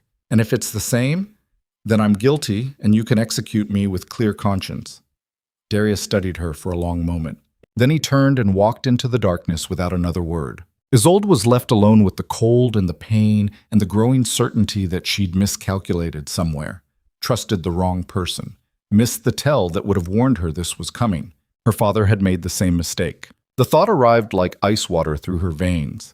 Garrett Marrow had believed he was smarter than everyone hunting him, had convinced himself that his precautions were sufficient and his allies were loyal, right up until the moment the crown soldiers kicked down his door and dragged him to the gallows. She'd spent months hating him for his weakness. Now she was chained in a cell facing the same outcome for the same reason. Hubris dressed as competence. Time became meaningless in the dark. She might have been there hours or days. The pain in her shoulders eventually transcended into something almost meditative. Her thoughts cycled through evidence and conversations and moments where she should have seen betrayal coming, but missed it because she'd been too focused on proving herself valuable. When footsteps finally approached again, she could barely lift her head. Multiple people this time. Torchlight flooded the corridor bright enough to hurt. Kaedric appeared at the cell bars with Darius beside him. The Duke's expression was unreadable. He held a piece of parchment in one hand, and in the other was the forged letter that had put her here. The ink is different, he said quietly. Isolde's breath caught. Standard castle ink on the forgery. Your imported blend on everything else. Darius ran the comparison. They don't match, so I was telling the truth. About the letter being forged. Yes, Kaedric's voice was still cold, empty. About everything else, that remains to be determined. You still think I could be working for the crown. I think evidence was planted to frame you, which means someone in this castle wants you removed. But that doesn't prove you're innocent of everything. Just this specific accusation. Isolde wanted to scream, to rage at the injustice of surviving her father's execution, and the crown's manipulation only to be destroyed by paranoia that couldn't be reasoned with. But rage was weakness here. Control was survival. Then test me however you need to. Truth serums. Interrogation. Whatever convinces you I'm on your side. Kaedric unlocked the cell and stepped inside. He moved close enough that she could see exhaustion carved into his face and something else underneath. Not quite guilt. Calculation mixed with reluctant concern. His hands went to the chains at her wrists. If you're lying about any of this, he said quietly as the restraints came loose, I won't make the mistake of being merciful twice. Understood. The chains fell away. Isolde's arms dropped and pain exploded through her shoulders as circulation returned. She gasped before she could stop herself. Cedric caught her before she collapsed. For just a second, she felt the contradiction of him. Iron control wrapped around something almost human. The Duke who executed traitors without hesitation, but didn't let her fall when the chains came off. Get her to the medical wing, he told Darius. Full examination, treatment for any injuries, then bring her back to the war room. Your Grace, do it. Darius helped support her weight as they moved through corridors that seemed endless. Isolde's legs barely functioned. Her shoulders screamed with every movement. But her mind was already racing forward, processing what had just happened and what it meant. Someone had tried to destroy her credibility at the exact moment she was most valuable to Cedric, which meant they were afraid of what she might discover. And that fear had just exposed them as effectively as any confession. She knew who the real traitor was now. And the knowledge was going to get her killed unless she moved faster than they expected. The medical wing occupied the castle's south tower, a series of rooms that smelled like herbs and alcohol and the kind of pain that didn't have easy solutions. A physician examined Isolde's shoulders and spine with practiced efficiency while Darius stood guard at the door. Nothing permanent, the physician concluded, but she'll need rest and proper food before she's functional. She's functional now, Isolde said. Her voice was rough but steady. Just get me something for the pain and let me work. The physician looked at Darius. The commander nodded. 10 minutes later, Isolde was back in the war room with her shoulders bandaged and enough willow bark tea in her system to dull the worst edges. Cedric was standing at the window with his back to the room. He didn't turn when she entered. Tell me who did this. Isolde moved to the desk and started pulling out documents. Correspondence records, supply manifests, guard rotation schedules, everything they'd collected during the investigation into Brennan and Corvus. Give me an hour. I'm giving you 10 minutes. Every second you delay is another second for whoever framed you to cover their tracks or disappear. Then stop interrupting and let me think. The room fell silent, except for the sound of parchment rustling as Isolde traced connections. She'd been too focused on other problems to notice. The pattern was there, had always been there. She'd just been looking at the wrong level. Brennan sold information for 6 months, but someone taught him the coding system. Someone with access to military intelligence and supply logistics and intimate knowledge of how Thornhaven's security worked. I know that. Cedric finally turned. That's why we were looking for Corvus. Corvus is real, but he's not the primary threat. He's the buyer. The person we need is the seller. And they're not some external merchant moving through the territory. They're someone who's been here the entire time. She spread 3 documents across the desk. Guard schedules signed off by senior commanders. Supply authorizations processed through the castle's logistics office. And a series of correspondence records showing letters sent to the capital over the last 8 months. All of them bore the same secondary signature. One name that appeared on every piece of sensitive documentation leaving Thornhaven. Isolde looked up at Cedric. It's not a soldier. It's not a steward. It's someone with authority over both. Someone who could access my quarters without suspicion. Who could forge my handwriting because they process all official correspondence. Who knew exactly what evidence to plant because they've been watching our investigation from the beginning. Who? Your master of letters. The man who seals and logs every piece of official correspondence that enters or leaves this castle. Cedric went very still. Malcolm. Malcolm Brent. He's had access to everything from the start. He knew about Brennan's arrest before it was announced because he processes intelligence reports. He knew about the prisoner interrogations because Darius files written documentation. He knew I was getting close to connecting the supply ledgers because he saw every letter I drafted. Cedric's expression was transforming, not rage, comprehension, the kind that came when a pattern finally revealed itself, and the clarity was so obvious you couldn't understand how you'd missed it. Malcolm has served Thornhaven for 8 years, which makes him perfect, long enough to be trusted, senior enough to have access, subtle enough that no one questions his presence in sensitive meetings. If you're right, I am. And he's probably already running. He framed me expecting either I'd be executed or locked up long enough for him to disappear. When the ink test proved forgery, he knew time was up. Cedric was already moving toward the door. Darius! The commander appeared instantly. Find Malcolm Brent immediately. I want him in the war room within 5 minutes, or I want to know why he's not available. Darius disappeared. Cedric turned back to Isolde. If Malcolm runs, this entire thing becomes harder. We lose our chance to prove the Crown's involvement. We lose leverage. Well, he won't run. Isolde was already pulling out fresh parchment. He'll try one more move first. What move? He'll try to kill me. I'm the only person who connected him to the forgery. Remove me. Blame my death on residual suspicion or an escape attempt gone wrong, and he buys himself time to extract safely. Cedric crossed the room and positioned himself between Isolde and the door. Then he's going to have to go through me first. The words should have been empty bravado. Instead, they carried the weight of absolute certainty. Cedric had executed people for betrayal, had tortured information from prisoners, had built his entire authority on calculated brutality. But the idea of someone threatening Isolde triggered something different. Not mercy. Possession. She was his asset now, his weapon, his responsibility, and he protected what belonged to him. Footsteps approached in the corridor. Fast, urgent. Darius burst through the door. Malcolm's gone. His quarters are empty. His horse is missing from the stables. Guards at the north gate say he left 20 minutes ago, claiming he had urgent business in the lower city. Cedric's hand moved into his sword. How much head start? 20 minutes, maybe 30. Not enough. Not if we move now. Cedric looked at Isolde. Stay here, locked, guarded. Don't open this door for anyone except me or Darius. I'm coming with you. No, you're not. You're injured and you're the primary target.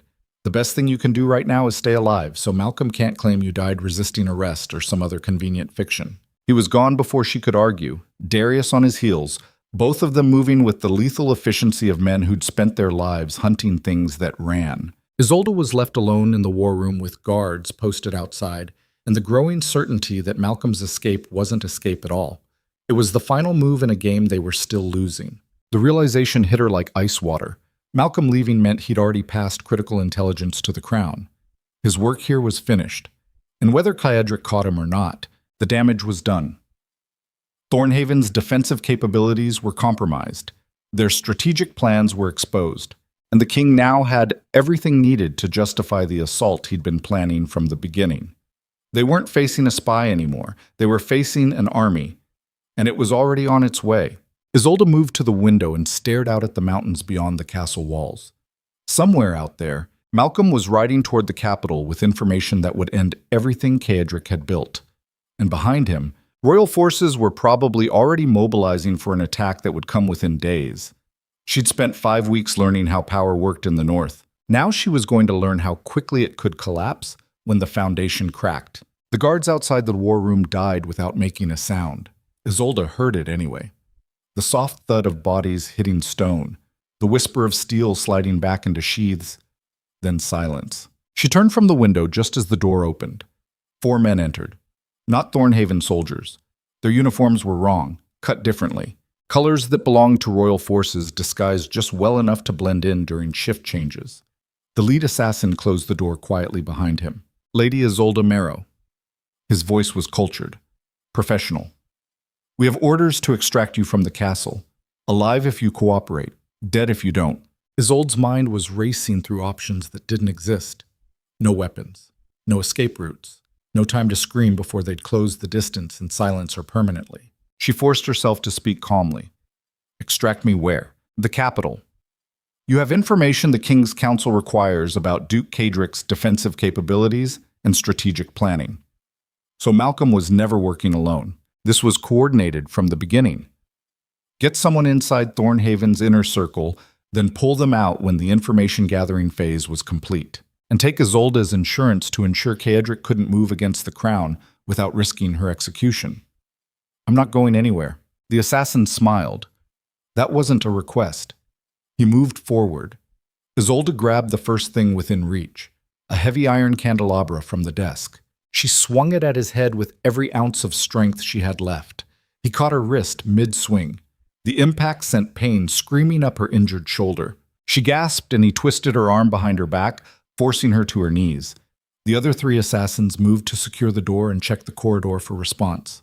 You're going to make this difficult, the lead assassin said quietly. That's disappointing. Isolde drove her elbow backward into his ribs. He grunted but didn't release her. Instead, he increased pressure on her arm until something ground in her shoulder socket and she couldn't stop the scream. The door exploded inward. Cedric entered like violence given human form. His sword was already drawn and the first assassin died before he could turn around. Blood sprayed across the stone floor. The other three drew weapons and attacked simultaneously. What happened next wasn't a fight. It was systematic destruction. Cedric moved through them with the precision of someone who'd been training for combat since before he could read. Block, counter, kill. No wasted motion, no hesitation. Just brutal efficiency that left 3 bodies on the ground within seconds. The lead assassin released Isolde and tried to run. Cedric caught him before he reached the door, slammed him against the wall hard enough to crack stone. The assassin's weapon clattered to the floor. "Who sent you?"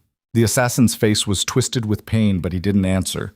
Cedric pressed his sword against the man's throat. "I'll ask once more. Who sent you?" Blood trickled where the blade cut skin. The assassin's eyes were wide with the kind of fear that came from realizing you'd miscalculated fatally. "Lord Rendall, King's Counsel. Orders came 3 days ago. Extract the girl. Eliminate anyone who interfered." Cedric's expression was colder than Isolde had ever seen it. "And Malcolm?" "He's already across the border. Meeting royal forces moving north. They'll reach Thornhaven in 4 days." 4 days. The words hung in the air like a death sentence. Cedric pulled the sword back and drove his fist into the assassin's face. Once, twice, 3 times, until the man went limp. Then he turned to Isolde. She was still on her knees, cradling her injured shoulder, surrounded by corpses and blood that was spreading across stone in patterns that would stain permanently. "Can you stand?" She nodded and forced herself upright. Pain radiated through her entire upper body, but she locked it down. Control was survival. Cedric moved to her and checked her shoulder with hands that were surprisingly gentle, considering they'd just killed 4 men. "The joint is still intact, but you need medical attention. Later." Her voice was steadier than she expected. "Right now, we need to figure out what to do about an army arriving in 4 days. There is no figuring out. We fight, or we surrender and die. Those are the only options. Then we fight." "Isolde." Cedric's hands framed her face, forcing her to look at him. "Really look. We don't have the resources. Even if every northern lord I contacted decided to support us, they can't mobilize forces and get here in 4 days. Thornhaven stands alone. Then we make standing alone enough. Against royal forces? Against professional soldiers with siege equipment and the full backing of the crown? We'll last maybe a week before they breach the walls. And when they do, everyone inside dies, including you." Isolde held his gaze. "So we don't let them breach the walls.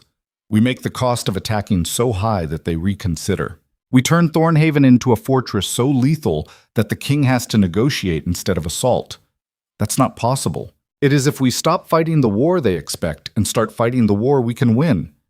Isolde pulled away from him and moved to the desk, began pulling out maps, supply manifests, intelligence reports. "The Crown thinks you're isolated and vulnerable. They think 4 days isn't enough time to prepare. So we prove them wrong. How? By accepting that we can't defend everything and choosing what actually matters. By weaponizing the terrain they have to cross to reach us. By making every step toward Thornhaven cost them casualties they can't afford." Cedric watched her work with an expression somewhere between exhaustion and reluctant hope. "You're talking about asymmetric warfare. I'm talking about survival. The kind that doesn't play by rules because rules are written by people with more power." She looked up. "You taught me that. Now let me use it." For a long moment, neither of them moved. Then Cedric smiled. Dark and sharp and absolutely lethal. "All right, Lady Isolde. Show me how a traitor's daughter fights a war she can't win." Outside, storm clouds were gathering over the mountains. And inside Thornhaven Castle, 2 people who'd started as enemies began planning the kind of defense that would either save the North or burn it to the ground trying.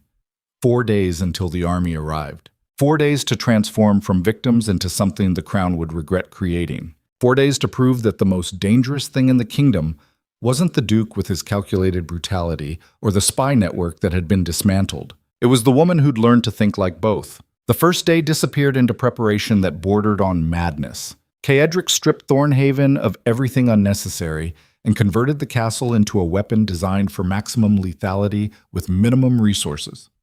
Every corridor became a kill zone, every stairwell a choke point.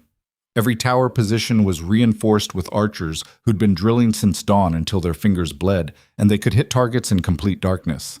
Isolde worked beside him, translating defensive theory into executable strategy while her shoulder screamed protest with every movement. The physician had wrapped it properly and given her stronger pain medication, but function mattered more than comfort. She'd have time to heal after they survived. If they survived. The maps spread across the war table showed terrain the royal forces would need to cross. Mountain passes that could be collapsed with strategic demolition, forest roads that could be turned into ambush corridors, river crossings that became death traps when you controlled the high ground. We can't stop them from reaching Thornhaven, Isolde said, but we can make every mile cost them soldiers they can't replace quickly, slow them down, force them to question whether this assault is worth the casualties. Caedric studied the routes she'd marked. You're talking about guerrilla tactics. Hit and retreat. Make them bleed without committing to direct engagement. I'm talking about making them afraid. Armies function on morale as much as supplies. If we can break their confidence before they reach the walls, half the battle is already won. And the other half? We make Thornhaven so fortified that breaching it requires losses the king can't justify to the nobility. Even if we eventually fall, the cost will be high enough that other duchies start questioning whether royal authority is worth supporting. Caedric's expression shifted. You're thinking beyond this battle. I'm thinking about what happens after. Win or lose, this conflict changes everything. The crown just sent assassins into your castle to kidnap a noble daughter. That's not politics, that's desperation. And desperate monarchs make mistakes that undermine their entire foundation. Darius entered carrying reports from the scouts. The royal forces are 3 days out, moving faster than expected. 1,500 soldiers, siege equipment, supply trains. They're not planning a quick strike, they're planning occupation. 1,500. Caedric's jaw tightened. We have 400 soldiers and whatever militia we can arm from the lower city. The math doesn't work. The math never works for the defending side, Isolde said. That's why we don't fight their battle. We force them to fight ours. She pointed to the mountain pass that served as the primary approach to Thornhaven. This is where we start. Collapse the pass after their vanguard moves through, but before their main force can follow. Separate their army into 2 groups and destroy the forward element before the rest can reinforce. That requires perfect timing and explosives we don't have stockpiled. Then we make them. Caedric looked at Darius. Get every miner from the lower city, every blacksmith with demolition experience. I want enough explosive charges planted in that pass to bring down half the mountain. Your Grace, that could take 2 days. So work faster. Darius, we're not preparing for a siege we can survive. We're preparing for a massacre that costs them so much they'll think twice about ever coming north again. Darius left without further argument. Isolde watched Caedric's face as he processed scenarios and calculated probabilities. This was what made him terrifying. Not the violence itself, but the speed at which he committed to it. No hesitation, no moral wrestling, just cold assessment of what needed to happen and immediate execution. You're planning to kill a lot of people, she said quietly. I'm planning to survive. Everything else is just consequence. And if the collapse kills our own soldiers, the ones we position to draw the vanguard through, then they die knowing their sacrifice bought time for everyone else. Caedric's voice was flat, empty of everything except tactical reality. War isn't about preserving every life, it's about choosing which deaths served the larger objective. The words should have horrified her. Instead, they clarified something she'd been avoiding since the moment assassins broke into the war room. This wasn't a conflict where mercy had value. This was pure survival mathematics. And the only question was whether she had the stomach to calculate alongside him. Show me where you want the ambush positions, she said. Caedric's eyes met hers, long enough to confirm she understood what she was committing to. Then he turned back to the maps and began marking locations where men would die by design rather than chance. The second day brought news that accelerated everything. Scouts reported the Royal Vanguard had split from the main force and was moving ahead to secure the pass, exactly as Isolde had predicted. Military doctrine favored securing choke points before moving heavy equipment through them, which meant the Crown's commanders were following standard siege protocol. Standard protocol was predictable, and predictable was exploitable. Caedric assembled his senior commanders in the war room before dawn. The space was crowded with men who'd spent years following orders that kept Thornhaven functional. Now they were being asked to execute a strategy that violated every conventional warfare principle they'd been trained on. The vanguard is 500 men, Caedric said without preamble. Professional soldiers, well-equipped, experienced. They'll reach the pass by tomorrow afternoon and begin securing it for the main force. We could hold the pass, one commander suggested. Use our position to... We could hold it for maybe 6 hours before their numbers overwhelm us, and we lose the high ground permanently. Caedric's voice cut through the suggestion like steel. We're not holding, we're collapsing. He gestured to the map where Darius had marked demolition points. Explosive charges here, here, and here. Timed detonation that brings down enough rock to bury the forward half of their vanguard and seal the pass completely. The survivors will be trapped between Falling Mountain and our archers positioned on the ridges above. That's not a battle, another commander said slowly. That's an execution. Yes, it is. And it needs to look like one. Because when the main force finds 500 of their best soldiers crushed under a mountain, they're going to think twice about how badly they want to continue this assault. The room went silent. Isolde watched the commanders process what was being asked. This wasn't defensive warfare. This was calculated butchery designed to break enemy morale through sheer horror. The kind of tactic that worked precisely because it was so brutal that survivors carried the trauma home with them. Your Grace, Darius said carefully, if we do this, the Crown will use it as justification for total war. No quarter. No negotiation. They already decided on total war when they sent assassins to kill Lady Isolde in my own castle. Caedric's expression was carved from stone. This isn't about avoiding conflict. It's about making the conflict so costly that even if they win, they'll regret starting it. One of the older commanders stepped forward. I've served Thornhaven for 30 years.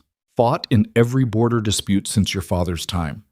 And I'm telling you, this crosses a line that can't be uncrossed. Good. Caedric met his eyes. Because the Crown needs to understand that crossing into the north means crossing into territory where their rules don't apply, where every step costs blood and every victory is measured in casualties they can't afford. The commander's jaw tightened, but he nodded, slowly, accepting. The others followed because in the north, survival mattered more than principles. And Caedric had just reminded them that principles were luxuries dying men couldn't afford. Get the charges planted, Caedric ordered. I want fallback positions established for the archers and escape routes marked. When that mountain comes down, I want every one of our people clear before the rocks stop falling. The commanders dispersed. Isolde remained at the table, studying the map like it held answers instead of just geographic certainty. Caedric moved beside her, close enough that their shoulders brushed. Say it. Say what? That I'm a monster, that this plan is unconscionable, that there has to be another way. Isolde looked up at him. There probably is another way. A negotiated surrender where you give up authority and accept royal oversight and spend the rest of your life watching Thornhaven get dismantled piece by piece. That's the civilized option. And civilization is just another word for weakness when the other side already decided you're too dangerous to let live. She returned her attention to the map. So, no, I'm not going to say you're a monster. I'm going to help you set the charges. Something shifted in Caedric's expression. Not gratitude, recognition. That she'd stopped performing moral hesitation and started operating from the same calculus he'd been using since his father died. You've changed, he said quietly. I've learned. There's a difference. She met his eyes. You've spent weeks teaching me that power is the only currency that matters. That mercy is weakness and trust is suicide. Now you're surprised I'm actually applying those lessons? I'm not surprised. He reached out and caught her chin, tilting her face toward his. I'm impressed and concerned, because once you cross certain lines, you can't go back to being the person you were before. Good. That person got her father executed and herself delivered to a northern duke as political collateral. I don't want to be her anymore. The words hung between them like something solid, final. Then Caedric did something unexpected. He leaned down and pressed his forehead against hers. Not a kiss, something more intimate. Acknowledgement that they'd both become the kind of people who understood that survival required shedding everything soft. When this is over, he whispered, we're going to have to live with what we've done, both of us. Then we'll live with it together. Outside, The sound of hammering echoed through the courtyard as workers constructed additional fortifications. Inside, two people who'd started as enemies stood in the war room planning mass death with the same precision other nobles used for dinner parties. The third day arrived with snow, heavy enough to slow movement and reduce visibility, which meant the royal vanguard would reach the pass later than expected, and the timing for the collapse needed adjustment. Isolde stood on the battlements watching white erase the landscape while wind cut through her cloak like blades. Her shoulder still ached, but the pain had become background noise, easy to ignore when larger concerns dominated everything. Cedric found her there an hour before dawn. He didn't speak, just stood beside her while snow collected in their hair and the world transformed into something clean and merciless. "The charges are set," he finally said. "Darius confirmed placement an hour ago. When the vanguard enters the kill zone, we'll have maybe 30 seconds to detonate before they realize what's happening. And the archers? Positioned on ridges above the blast zone, far enough back that falling rock won't reach them, close enough to eliminate anyone who survives the initial collapse." "How many do you think will survive?" Cedric's voice was empty. "Not many. The demolition engineers calculated that the explosives will bring down enough mountain to bury approximately 400 of the 500 soldiers. The remaining 100 will be trapped in a narrow corridor with nowhere to retreat and our archers controlling the high ground. So we're killing 500 men. We're defending Thornhaven against an invasion force sent by a king who already tried to kidnap you and execute me. Yes, 500 men are going to die, and their deaths will buy us time to prepare for whatever the main force does after they discover the massacre." Isolde turned to look at him. His face was carved from the same unforgiving material as the castle walls. No hesitation visible, no moral uncertainty, just absolute commitment to survival regardless of cost. But she could see underneath now, could recognize the way his jaw tightened and his breathing changed when he talked about casualties. This wasn't a man who enjoyed killing. This was someone who'd learned that hesitation got people killed faster than brutality ever did. "Do you ever wish you could be someone else?" she asked quietly. "Someone who didn't have to make decisions like this? Every day." His voice was barely audible over the wind. "Every single day, I wish I'd been born into a different house with different responsibilities. But wishing is weakness. And weakness in the North means extinction. So you kill the part of yourself that wishes. I kill everything that interferes with survival." Cedric looked at her. "And you're learning to do the same thing, which means we're either going to save Thornhaven together or destroy ourselves trying." Before Isolde could respond, bells began ringing from the watchtowers. The signal was clear. Enemy forces sighted. The vanguard had reached the approach to the pass. Cedric's entire demeanor shifted. No longer the man wrestling with consequence. Now the Duke who'd spent 5 years building authority through calculated violence. "Get to the war room," he ordered. "Monitor the scout reports, and be ready to adjust our fallback positions if the main force moves faster than expected." "Where are you going?" "The overlook above the pass. I need to see this happen. Need to confirm the detonation before we commit to the next phase. Let me come with you." "No. If something goes wrong, if the charges fail or the timing is off, I need you alive to coordinate the defense. You're the only person who understands the full strategy." "Cedric, this isn't negotiable." He gripped her shoulders. Not gently. Hard enough to hurt. "You want it to be a weapon? Then be one. Get to the war room and do your job." Then he was gone, moving through the castle with lethal purpose while snow continued falling and the world held its breath before violence arrived. Isolde made it to the war room in time to hear the first scout report come through. Vanguard entering this pass. 500 soldiers, moving in column formation. Siege equipment positioned in the center, officers at the front. Standard military deployment for securing territory, which meant they suspected nothing. She moved to the windows overlooking the northern approach. From here, she could see the pass entrance maybe 3 miles distant. Too far for details, but close enough to watch smoke rise when the explosives detonated. Darius appeared beside her. His face was grim. "The Duke is at the overlook. He'll signal when the vanguard reaches optimal position. And our archers?" "In position. Waiting." Isolde's heart was hammering against her ribs, but she kept her breathing steady. This was the moment. The point where theory became reality and plans became corpses. Another scout report arrived. Vanguard halfway through the pass. No signs of alarm. They're slowing to check stability, which meant they were professional enough to be cautious, but not cautious enough to recognize the trap. Minutes crawled past like hours. Then a flag appeared on the overlook, red silk against white snow. The signal. Detonate. Darius moved to the wall and pulled a lever connected to the detonation mechanism through a series of pulleys and weighted releases. The kind of engineering that required precision and faith that everything would function as designed. The lever clicked into place. For 3 seconds, nothing happened. Then the mountain exploded. Even from 3 miles away, the sound was deafening. A roar that seemed to crack the sky itself as thousands of tons of rock and snow collapsed into the pass. Dust and debris erupted upward in a plume that blotted out the landscape. The castle shook. Windows rattled. Somewhere in the lower levels, someone screamed. Isolde gripped the windowsill hard enough that her knuckles went white. Through the dust cloud, she could see massive boulders the size of houses tumbling down the mountainside, crushing everything beneath them with geological indifference. The vanguard was in there. 500 men being buried alive under rock and snow, and the weight of a mountain engineered to collapse. "Report," Darius barked at the scouts. Silence. Then a voice crackled through the communication system they'd rigged using signal flags and runners. "Passes sealed. Complete collapse. No movement visible in the kill zone. Survivors? Unknown. Too much dust. Archers are standing by." The dust began to settle. Slowly, the landscape revealed itself. Where the pass had been, there was now just rubble. A wall of broken rock 30 feet high stretching across the entire approach. And scattered across the debris were pieces of what used to be soldiers, armor, weapons, bodies too broken to be identifiable as human anymore.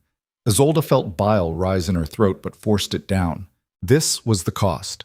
This was what survival looked like when you were fighting an enemy with overwhelming force. She'd helped plan this, had marked the detonation points on the maps, had calculated optimal positions for maximum casualties. The blood was on her hands as much as anyone's. Movement in the rubble, shapes pulling themselves from the rocks. Survivors, maybe 50, maybe fewer. Staggering through the wreckage with the kind of shock that came from watching your entire unit disappear in seconds. "Archers are engaging," came the next report. Through the clearing dust, Isolde saw arrows falling like rain. Precise. Methodical. Eliminating survivors with the efficiency of people who understood this was mercy compared to leaving them trapped under rock. The survivors tried to scatter, tried to find cover in terrain that offered none. They died anyway. Within 5 minutes, the pass was silent again. No movement, no sounds. Just 500 corpses buried under a mountain that Thornhaven had weaponized. Darius lowered the observation glass.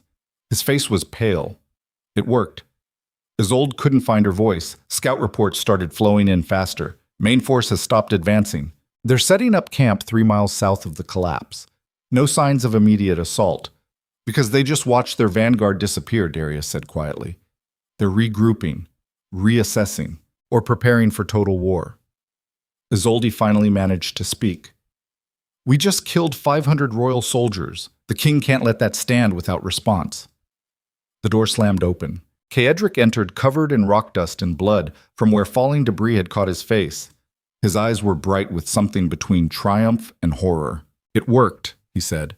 His voice was rough, raw. "The entire vanguard is gone. The pass is sealed. The main force is immobilized until they can clear the rubble or find another route." "How long will that take?" "Days. Maybe a week. Long enough for us to fortify Thornhaven beyond anything they can breach quickly." He moved to the table and started marking new defensive positions. "We just bought time. At what cost?" The question escaped before Isolde could stop it. Caedric looked up. His expression was the coldest thing she'd ever seen. The cost was 500 enemy soldiers who would have killed every person in this castle if we'd let them reach the walls. That's not a cost. That's a bargain. He was right. She knew he was right. But knowing something and accepting it were different countries entirely. "Your Grace," Darius said carefully, "the main force is sending envoys under white flag. They're requesting parley." "Parley." Caedric's laugh was bitter. "They want to negotiate after sending assassins and an invasion force? Should we meet with them?" "No. Send a message back. Tell them Thornhaven will accept surrender from the king himself and no one else. Until then, Any soldier who crosses into northern territory dies the same way their vanguard did. Darius left to execute the order. Isolde moved to the window overlooking the courtyard. Below, soldiers were celebrating, because to them, this was a victory. The Northern Duchy had just destroyed a superior force through strategy and brutality. They'd proven that Thornhaven couldn't be taken easily. They didn't understand yet that victories like this didn't end conflicts. They escalated them. Cedric appeared beside her. His reflection in the glass looked like someone carved from violence and necessity. What are you thinking? That we just started a war the Crown can't afford to lose. And they're going to throw everything they have at us until either we're destroyed or they are. I know. So what happens when they bring more soldiers, more siege equipment? When they stop trying to capture Thornhaven and start trying to erase it? Then we make erasure so expensive that the nobility turns on the king before he can finish the job. Cedric's voice was steady, certain. We've already proven we can inflict casualties they didn't expect. Now we prove we can sustain defense long enough that supporting this war becomes politically impossible. You're betting everything on the crown's instability. I'm betting everything on the fact that power built on fear collapses faster than power built on loyalty. The king rules through intimidation and political manipulation. The moment the nobility smells weakness, they'll turn on him to protect themselves. And if they don't? Cedric's hand found hers.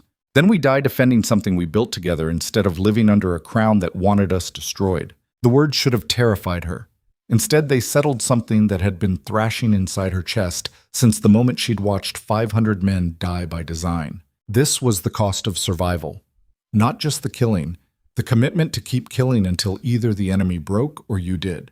She'd crossed that line hours ago when she'd helped set the charges. Now she just needed to accept what it meant. Outside, the snow continued falling, covering the rubble in the pass, hiding the bodies, turning the massacre into something that looked almost peaceful from a distance.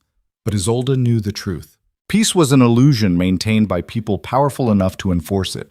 And Thornhaven had just declared that enforcement came with a cost the crown might not be willing to pay. The envoy's response arrived before nightfall, delivered by a single rider under white flag who looked like he'd rather be anywhere else. Darius brought the sealed letter to the war room where Cedric and Isolde were still planning defensive positions for when the main force inevitably attacked. Cedric broke the seal and read in silence. His expression darkened with each line. When he finished, he handed the letter to Isolde without comment. The language was formal, diplomatic, and absolutely unambiguous. Duke Cedric Thorn was branded a traitor to the crown. All northern territories were declared in rebellion. And the king was authorizing total war. No quarter, no negotiation. Complete annihilation of Thornhaven and execution of everyone who'd supported the duke's resistance. The letter ended with a deadline. Surrender within 24 hours or face consequences that would make the vanguard's death look merciful. Isolde set the letter down. They're not bluffing. I know. Cedric's voice was flat. The king just committed to a conflict he can't back down from, which means neither can we. 24 hours. Darius looked between them. Your Grace, if we surrender now, there might be terms. Exile instead of execution. Clemency for the soldiers who followed orders. There are no terms. Cedric cut him off. The moment I surrender, I'm dead. Everyone in this castle is dead. Our families are dead. The crown will make an example brutal enough that no other duchy ever considers resistance again. So we fight. We fight. And we make this castle so lethal that when historians write about what happened here, the crown's victory comes with an asterisk explaining how many thousands died taking it. Isolde felt something cold settle in her chest. You're planning for defeat. I'm planning for reality. We can't win a conventional siege, so we make the siege unconventional. We turn every room into a kill box, every corridor into a death trap. We make them pay for every foot of ground with blood and bodies until the cost becomes unbearable. That could take weeks, months. Then we hold for weeks, for months, for however long it takes for the political situation to shift. Cedric looked at her. You said the nobility would turn on the king when they smelled weakness. I'm going to make this siege so costly that weakness becomes undeniable. Outside, darkness was falling across the mountains. Inside Thornhaven Castle, the War Council began final preparations for a defense that would either save the North or destroy it completely. And in the war room, Cedric pulled Isolde aside while Darius coordinated with the commanders. His hands framed her face with a gentleness that contradicted everything about the day. I need you to do something for me. Anything. Survive. No matter what happens in the next few days, no matter how bad it gets, I need you to survive. We'll survive together. No. His thumb brushed across her jaw. If the walls are breached, if the battle turns and there's no way to hold, Darius will get you out through the passages beneath the east wing. You'll go to the northern settlements and disappear until the political situation stabilizes. I'm not leaving you. You are. Because someone needs to survive this to make sure what we built here matters. Someone needs to tell the story of what the crown forced us to become. Cedric, promise me. His voice broke slightly.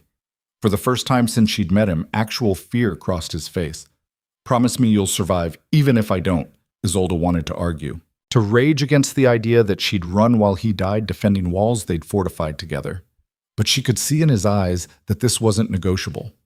This was the one thing he was asking for. The only thing that mattered more than Thornhaven's survival. I promise. He kissed her then, hard and desperate and full of all the things neither of them knew how to say. That they'd become something neither had expected when the crown first delivered her to this fortress. That the weeks of conflict and strategy and shared brutality had forged a connection that couldn't be categorized as alliance or partnership or anything civilized. This was two people who'd learned to think like weapons, recognizing each other in the dark. When they finally broke apart, horns were blaring from the watchtowers. The main force was moving, not toward the sealed pass, toward an alternate route that would take longer but bypass the collapse entirely. They were coming for Thornhaven, and they weren't waiting 24 hours anymore. Cedric's expression hardened into something that looked like inevitability carved from stone. Get everyone to defensive positions. He was already moving toward the armory. This is it. Isolde followed him down corridors that would soon run red with blood from people she'd helped plan to kill. Her shoulder ached, her hands were shaking, but her mind was clear. This was what survival looked like when you stopped pretending civilization mattered and started treating war like the mathematics it actually was. The castle came alive with organized chaos, soldiers running to positions, servants barricading lower levels, archers testing their bows one final time before arrows started falling. And above it all, Duke Cedric Thorn stood on the battlements watching an army of 1,500 soldiers approach through mountain passes while snow turned the world white and merciless. Isolde joined him there. Neither spoke. They just stood together while the enemy closed distance and the reality crystallized that no matter what happened in the next hours or days, nothing would ever be the same. The crown had sent an army to destroy them. And Thornhaven was about to teach the kingdom exactly what happened when you cornered something with nothing left to lose. Below them, the first siege engines appeared on the horizon. Above them, storm clouds gathered like judgment. And between them, two people who'd become something more dangerous than enemies or allies stood ready to defend walls that represented the last line between survival and extinction. The battle for Thornhaven was about to begin, and the North would remember what happened here long after the snow melted and the bodies were buried and the crown tried to pretend none of it had ever mattered. The siege began at dawn with fire. Not the clean fire of hearths or forges, but the kind designed to consume stone and flesh with equal hunger. Royal catapults launched burning pitch over Thornhaven's walls, while battering rams positioned at 3 separate gates began their systematic assault. The sound was deafening, metal against wood, stone cracking under pressure, soldiers screaming orders that disappeared into chaos. Cedric commanded from the eastern battlements where visibility was clearest and defensive positions strongest. He'd stripped away everything unnecessary. No ceremonial armor, no decorative sword, just functional steel, and the kind of focus that came from understanding this was the moment everything either held or shattered. Isolde worked 2 levels below in the war room, coordinating reserve forces and monitoring supply lines. Her shoulder had gone numb hours ago from overuse, but function mattered more than pain. She'd learned that lesson from watching Cedric operate. The body was just machinery that ran until it didn't. The first wall breach came on the second day. The northern gate buckled under sustained battering, and royal forces poured through the gap like water breaching a dam. Thornhaven soldiers met them in the courtyard with the kind of violence that came from defending home against invaders. Steel rang against steel. Men fell. Blood turned snow into something that looked like crushed berries. Cedric was there when the gate fell. Not commanding from safety, but fighting alongside soldiers who'd followed him into this impossible defense. Isolde watched from the tower windows and felt something crack inside her chest. Not fear. Recognition that the man she'd spent weeks learning to understand was also the kind of person who'd die with his soldiers rather than watch from above while they were slaughtered. The fighting lasted 6 hours before Thornhaven forces managed to seal the breach with rubble and bodies. 200 royal soldiers dead, 70 of their own. The mathematics were brutal but functional. For every defender lost, they took 3 attackers. That ratio could sustain them for maybe a week before the numbers stopped working. Darius appeared in the war room covered in blood that wasn't his. The northern gate is sealed, but it won't hold another assault. We need to fall back to the inner fortifications. Not yet. Isolde was marking positions on the map. If we give them the outer courtyards now, they'll position siege equipment close enough to target the central keep. We need to hold the perimeter for at least 3 more days. We don't have 3 days. Darius's voice was raw. We've lost a quarter of our fighting force, and the Crown keeps sending fresh troops through that mountain pass they cleared. This isn't sustainable. Nothing about this is sustainable.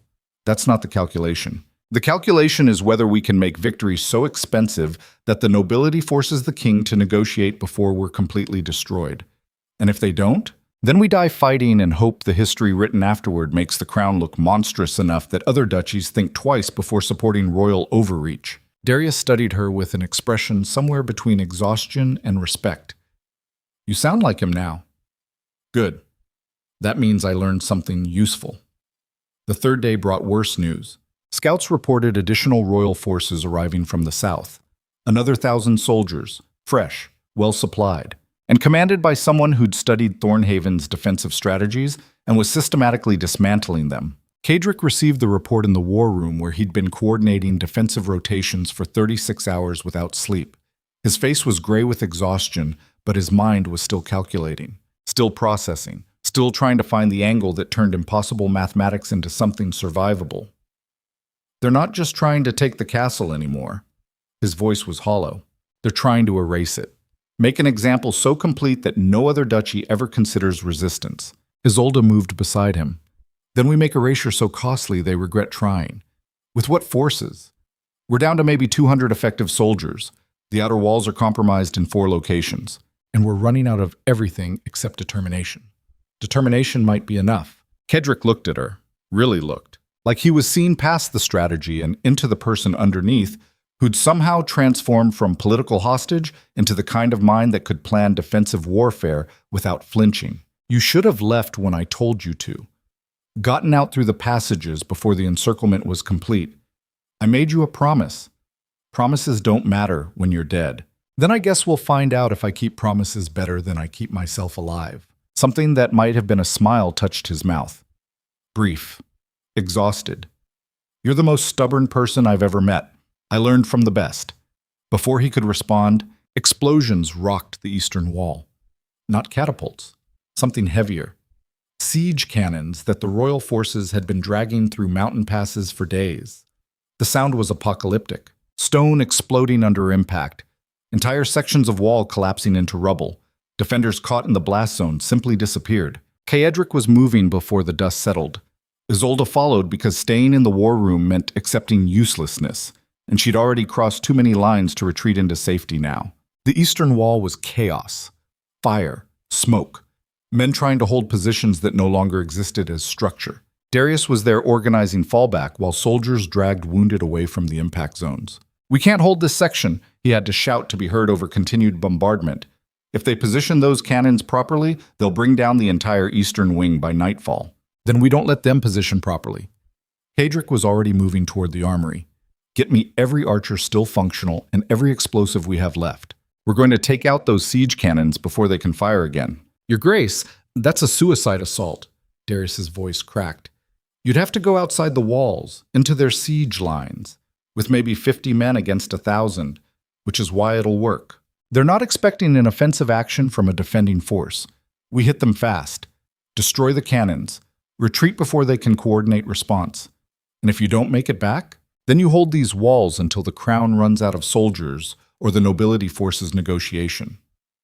Cadric looked at Isolde. And you make sure she survives to tell what happened here. I'm coming with you. No, you're not. Yes, I am. Isolde's voice was steel. You need someone who understands siege equipment well enough to know which components to destroy for maximum damage. I've studied the engineering. I know what to target. She's right, Darius said quietly. The charges need precise placement, or you'll waste the assault destroying equipment that can be repaired. Kedrick's jaw tightened. If you come, you follow orders exactly. No heroics, no deviation. We destroy the cannons and we get out. Understood. 30 minutes later, Isolde found herself wearing armor that didn't fit properly and carrying explosives that could kill her as easily as the enemy. 50 soldiers assembled in the lower courtyard. Young men who'd volunteered for an assault they all knew was functionally suicide. Kedrick addressed them without ceremony. We're going to destroy the siege cannons positioned east of the main gate. Fast insertion. Precision demolition. Immediate retreat. Half of us probably won't make it back. Anyone who wants to stay behind, no judgment. No one moved, because in the north, loyalty was currency, and Kaedric had spent years building accounts that mattered when survival required sacrifice. The eastern postern gate opened just wide enough to let them through. Snow was falling again, heavy enough to reduce visibility, which meant cover, but also meant getting lost was easy. They moved through terrain Isolde had only seen from tower windows. Broken ground, rocky outcroppings, the scattered debris of earlier skirmishes. The royal siege lines were maybe half a mile distant, close enough to hit quickly if they stayed undetected. Kaedric led from the front, not behind his soldiers, but ahead of them. The kind of commander who understood that asking men to die required being willing to die first. They reached the siege cannon positions 20 minutes later. 4 massive artillery pieces positioned behind earthwork fortifications. Minimal guards, because the Crown's commanders assumed a besieged force wouldn't risk offensive action. Assumption was weakness. Kaedric's forces hit the positions simultaneously, steel in the dark, throats cut before screams could materialize. The kind of violence that was efficient because hesitation meant death. Isolde moved to the nearest cannon with 2 soldiers carrying explosive charges. Her hands were steadier than expected as she identified the critical components. Firing mechanism, barrel support, ammunition stores. Destroy all 3, and the cannon became scrap metal. Charges set. She moved to the second cannon while fighting erupted around her. Royal forces were responding now. Alarm bells, soldiers flooding toward the assault. Second cannon rigged. Third. Where's the 4th team? Dead. Darius appeared from the smoke. We need to go now. 1 more cannon. We're out of time. Isolde ran toward the 4th position anyway. Kedrick intercepted her halfway there. His face was carved from fury and fear. I said, follow orders. 1 more minute. We don't have a minute. But they did. Barely. Isolde reached the final cannon and started placing charges while Kaedric and 3 soldiers held off royal forces trying to stop them. Steel rang. Men screamed, blood sprayed across snow, charges placed, fuses lit. Now we run. The retreat was chaos.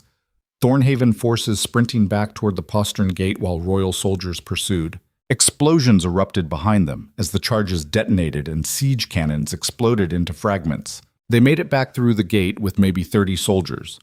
20 had died buying the time needed to destroy artillery that would have leveled the eastern wall by morning. The cost was brutal. The result was survival measured in days instead of hours.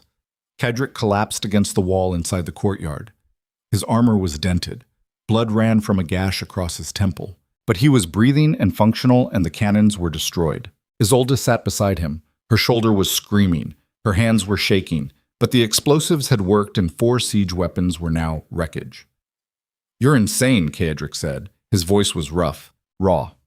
I learned from the best. This time his smile was real. Exhausted and pain-edged, but genuine. We make a terrible team. We make a functional team. There's a difference. They sat there while medics worked on the wounded, and Darius organized the next defensive rotation. Just 2 people who'd somehow survived another impossible situation through competence and brutality in equal measure. The 4th day brought the message that changed everything. A rider under white flag arrived at dawn, not from the royal forces, from the capital itself, bearing a sealed letter with the king's personal mark. Darius brought it to the war room where Kaedric and Isolde were reviewing what remained of their defensive options. Both of them looked like corpses. 4 days of continuous fighting had stripped away everything except the bare machinery of survival. Cedric broke the seal with hands that shook slightly from exhaustion. He read once, then again, then handed the letter to Isolde without expression. The language was formal, but the content was clear. The king was offering terms, not surrender. Negotiation. Cedric would maintain authority over Thornhaven but accept royal oversight. Military autonomy would be limited but not eliminated, and Isolde would be granted clemency for her role in the conflict. The cost was public acknowledgement of royal authority and reparations for the Vanguard massacre. "It's a trap," Darius said immediately. "The moment you accept those terms, you give them leverage to slowly dismantle everything you've built." Maybe. Cedric's voice was hollow. Or maybe the nobility finally forced the king's hand. This siege has cost the crown thousands of soldiers and political capital they can't afford to lose. Maybe this is actually what negotiation looks like when both sides realize total war serves no one. Isolde studied the letter. The terms were better than she'd expected, which meant either the crown was being genuine or they were buying time to prepare something worse. "What do you want to do?" Cedric looked at her, then at Darius, then out the window at the courtyard where exhausted soldiers were trying to hold walls that couldn't sustain another major assault. "I want to survive. Not just me. Everyone in this castle who followed me into this impossible defense. And if accepting oversight means they live, then that's the calculation that matters. You'd give up autonomy. I'd exchange absolute power for survival. That's not weakness. That's understanding that power means nothing if everyone who trusted you ends up dead." The words settled over the room like something physical. Final. Darius nodded slowly. "I'll draft a response accepting the terms contingent on verified withdrawal of royal forces and guaranteed amnesty for all Thornhaven soldiers and civilians." Cedric was quiet for a long moment. Then he stood and moved to the window. Outside, snow had stopped falling. The siege lines were visible. Thousands of soldiers who'd spent 4 days trying to break walls that refused to fall. "Send the response and tell our forces to prepare for the possibility this is a deception. We don't lower our guard until every royal soldier is beyond the mountain passes." Darius left to execute the orders. Isolde moved beside Cedric at the window. Neither spoke for a long time. "You're choosing people over power," she finally said. "I'm choosing survival over pride." His voice was quiet, worn. "My father would have fought to the last man rather than accept royal oversight, would have turned this castle into a tomb before compromising, and he would have called it strength. What would you call it? Waste." Cedric turned to face her. "I spent 5 years building Thornhaven into something that mattered, not just territory, people, systems, defense against the kind of political manipulation that destroys duchies from the inside. If I sacrifice all of that just to prove I can't be controlled, what was the point? So you accept compromise. I accept reality, which is that absolute power maintained through endless conflict isn't power at all. It's just a slower form of suicide." His hand found hers. "And I'm tired of killing. Tired of calculating which deaths serve which objectives. Tired of being the monster everyone expects. You're not a monster. I buried 500 soldiers under a mountain because it served my tactical goals. I tortured information from prisoners. I executed people in public to send messages. What would you call that? Survival. The same thing I've been learning since I arrived here. That the world doesn't reward mercy or kindness. It rewards competence and willingness to do what others won't." She stepped closer. "But survival doesn't mean you can't choose differently when the situation changes. You proved you could be brutal enough to defend Thornhaven. Now you're proving you're wise enough to know when brutality stops serving anyone." Cedric pulled her against him, not gently, desperately, like she was the only solid thing in a world that kept shifting underneath. "If this is a trap, if they're using these terms to lure us into vulnerability and then destroy us anyway, I need you to promise me something." "What?" "That you'll remember I tried to choose differently.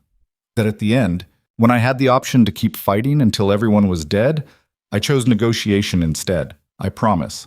They stood there while the castle settled around them and the siege lines held position, and the future became something other than inevitable destruction. The royal forces began withdrawing on the 5th day. Slowly at first, then with increasing speed as the order for full retreat filtered through the command structure. Within 48 hours, the siege lines were empty, the mountain passes were clear, and Thornhaven stood damaged but functional. The cost was visible everywhere. Sections of wall that would need months to repair, courtyards stained with blood that wouldn't wash away. The memorial wall in the lower city where names of the fallen were being carved into stone. 247 defenders had died holding walls against an enemy with overwhelming numerical advantage.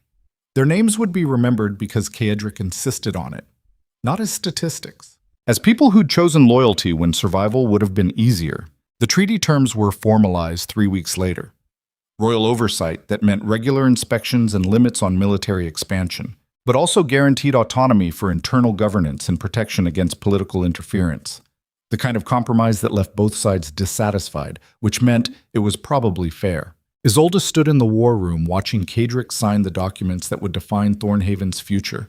His hand was steady, no hesitation visible.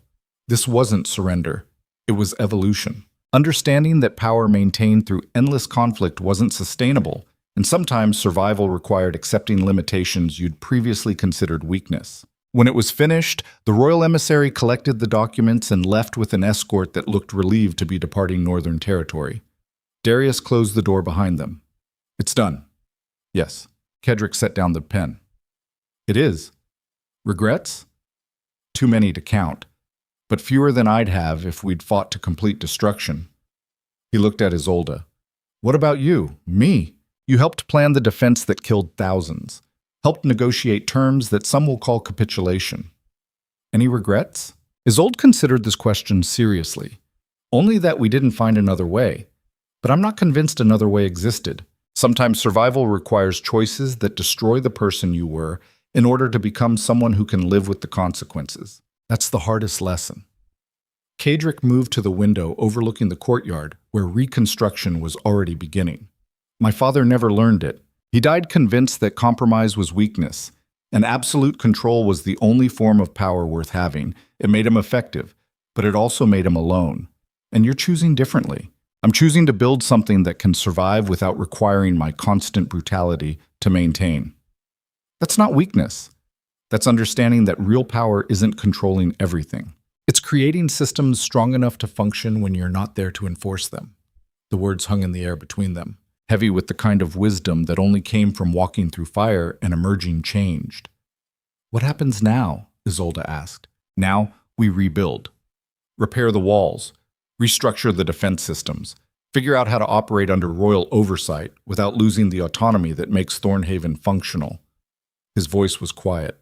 "And we deal with the fact that we became people capable of things we can't undo. Is that what bothers you? Not the siege or the casualties, but who we had to become to survive it?" Kaedric turned to face her fully. "I've spent 5 years being the kind of person who could make terrible decisions without hesitation. It kept Thornhaven strong, but it also meant killing parts of myself that used to believe mercy mattered, and watching you transform into someone equally capable of brutality when survival required it. That's what keeps me awake now. Not the enemies we destroyed, but the cost of destroying them." "Do you wish I'd stayed the person I was when I arrived?" "No. That person would have been useless in the conflict that followed. But I wish there'd been a way to preserve some of who you were before you learned to think like a weapon." Isolde moved closer until they were standing near enough to feel each other's exhaustion radiating like heat. Maybe that person still exists, just changed, evolved into someone who understands that survival sometimes requires brutality, but doesn't have to be defined by it. "You sound hopeful." "I am. Because we survived something designed to destroy us. And we did it without losing each other in the process. That has to count for something." Kaedric's hands framed her face with a gentleness that felt almost foreign after weeks of violence. "It counts for everything. Because you're right. The hardest part wasn't the fighting. It was making sure we didn't become so consumed by survival that we forgot why it mattered." Outside, the sound of reconstruction echoed through the courtyard. Hammers on stone. Voices calling instructions. The machinery of recovery that happened after warfare ended, and life tried to reassert itself. Inside the war room, two people who'd started as enemies and become something far more complex stood together while the future slowly came into focus. The reconstruction took months. Not just physical rebuilding, but the harder work of processing what had happened and what it meant. Soldiers dealing with trauma from watching friends die. Civilians trying to return to normal when normal had been shattered. and Caedric learning to govern under oversight without losing the independence that made Thornhaven functional. Isolde worked beside him through all of it, not as hostage or political pawn, but as someone who'd earned authority through competence during the siege. The nobility noticed. Whispers spread through the kingdom about the traitor's daughter who'd helped defend the north against royal overreach. Some called it redemption. Others called it treason of a different kind. Isolde stopped caring what they called it. She'd learned that identity wasn't something inherited or assigned. It was built through choices made when everything was falling apart. And she'd chosen survival alongside someone who understood that power was only valuable if it served something beyond itself. 6 months after the siege ended, Caedric found her on the eastern battlements at dawn. The walls had been fully repaired, better than before, stronger, with defensive improvements learned through blood and necessity. Couldn't sleep? He asked. Old habit. Isolde was watching sunrise paint the mountains gold and red. I keep expecting to hear siege engines, alarm bells, the sound of walls cracking under assault. That fades. Eventually, his voice was quiet. The memories don't disappear, but they stop controlling you. How long did it take you? Years. After my father died and I inherited territory that a dozen noble houses wanted to tear apart. I spent months jumping at shadows and seeing betrayal in every interaction. He moved beside her. But eventually you learn that hypervigilance is just another form of prison, and surviving means figuring out how to live instead of just existing in permanent defense mode. Is that what you're doing now? Living? Trying to. It's harder than I expected. Turns out building things is more difficult than destroying them. Requires patience and trust. And all the things I spent years convincing myself were weaknesses. Isolde looked at him. Really looked. The man standing beside her wasn't the same person who'd interrogated her in the Great Hall 6 months ago. The brutality was still there, the capacity for violence when necessary. But something had shifted, softened slightly, like he'd finally accepted that survival didn't require being the hardest thing in the room at all times. "Do you regret it?" she asked. "The siege, the choices we made, the people who died, every day." His answer was immediate. But regret doesn't change anything. The question isn't whether I wish things had been different. It's whether I can live with what actually happened and build something worthwhile from the wreckage. And can you? I'm trying, with your help. Because you're the only person who understands what we went through and what it cost. He turned to face her fully. Everyone else sees the victory, the successful defense, the treaty that preserved Thornhaven's autonomy. They don't see the 500 men buried under a mountain or the 200 defenders who died holding walls. They don't understand that survival sometimes looks like atrocity when you're desperate enough. But we understand. Yes, we do. And that's both the burden and the bond. Caedric's hands found hers. We're the only two people who know the full cost and have to live with it anyway. So what do we do with that? We build something better. Not perfect, not clean, but functional. We create the kind of territory where people don't have to choose between loyalty and survival, where power serves the governed instead of just the governor. He smiled slightly. It's ambitious, probably impossible, but we've already survived impossible once. Isolde felt something settle inside her chest. Not peace exactly, but acceptance. That the person she'd been when she arrived at Thornhaven was gone, replaced by someone who understood that survival required brutality, but living required something more. "I'm staying," she said. "Not because the crown sent me here or because some treaty requires it, but because what we're building matters. And I want to be part of it, even knowing what it might cost, what we might have to become if another conflict arrives, especially knowing that. Because the difference between who we were during the siege and who we're trying to be now is understanding that power is only valuable if you know when not to use it." She stepped closer. "You taught me to think like a weapon. Now I want to learn how to think like a builder." Caedric pulled her against him, not desperately like before, but with the kind of certainty that came from making choices and accepting their permanence. "Then we build together, whatever that looks like, however long it takes." They stood there while dawn broke fully across the mountains and Thornhaven woke beneath them. A territory that had survived because someone was willing to make impossible choices and live with the consequences. Below them, the courtyard was already active. Soldiers training, merchants setting up stalls. The machinery of daily life that continued despite everything that had tried to destroy it. And on the battlements, Two people who'd learned that survival was just the beginning stood together while the future stretched out uncertain but no longer predetermined. The story would be told for generations. Not the sanitized version the crown preferred, but the real account. Of a northern duke who chose defense over conquest. Of a woman who transformed from political hostage into strategic mind capable of defending walls against overwhelming force. Of a siege that should have destroyed them, but instead became the foundation for something neither had imagined possible. Historians would debate whether Ceadric Thorne was a hero or a monster, whether the Vanguard massacre was justified defense or war crime, whether accepting royal oversight was wisdom or capitulation. But the people of Thornhaven knew the truth. They'd watched their duke stand on crumbling walls beside a woman who refused to run, had seen leadership that didn't hide behind guards while soldiers died, had witnessed choices that were never clean but were always made with survival of the governed as the primary calculation. And they remembered.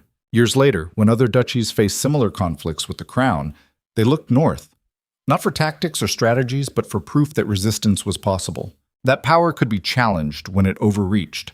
That survival sometimes required becoming people you never intended to be and living with those consequences anyway. Thornhaven became a symbol, not of rebellion, but of resilience. The territory that bent rather than breaking, that understood compromise wasn't weakness when the alternative was mutual destruction. And at the center of it all stood the duke and the woman who'd learned to think like weapons and then learned something harder. How to transform brutality into wisdom. How to take the worst parts of themselves and build something functional from the wreckage. They never forgot what the siege cost.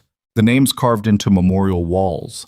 The faces of people who died following orders into impossible situations. The weight of decisions that destroyed hundreds to save thousands. But they also never forgot what they'd built afterward. A territory where loyalty was earned through governance rather than extracted through fear.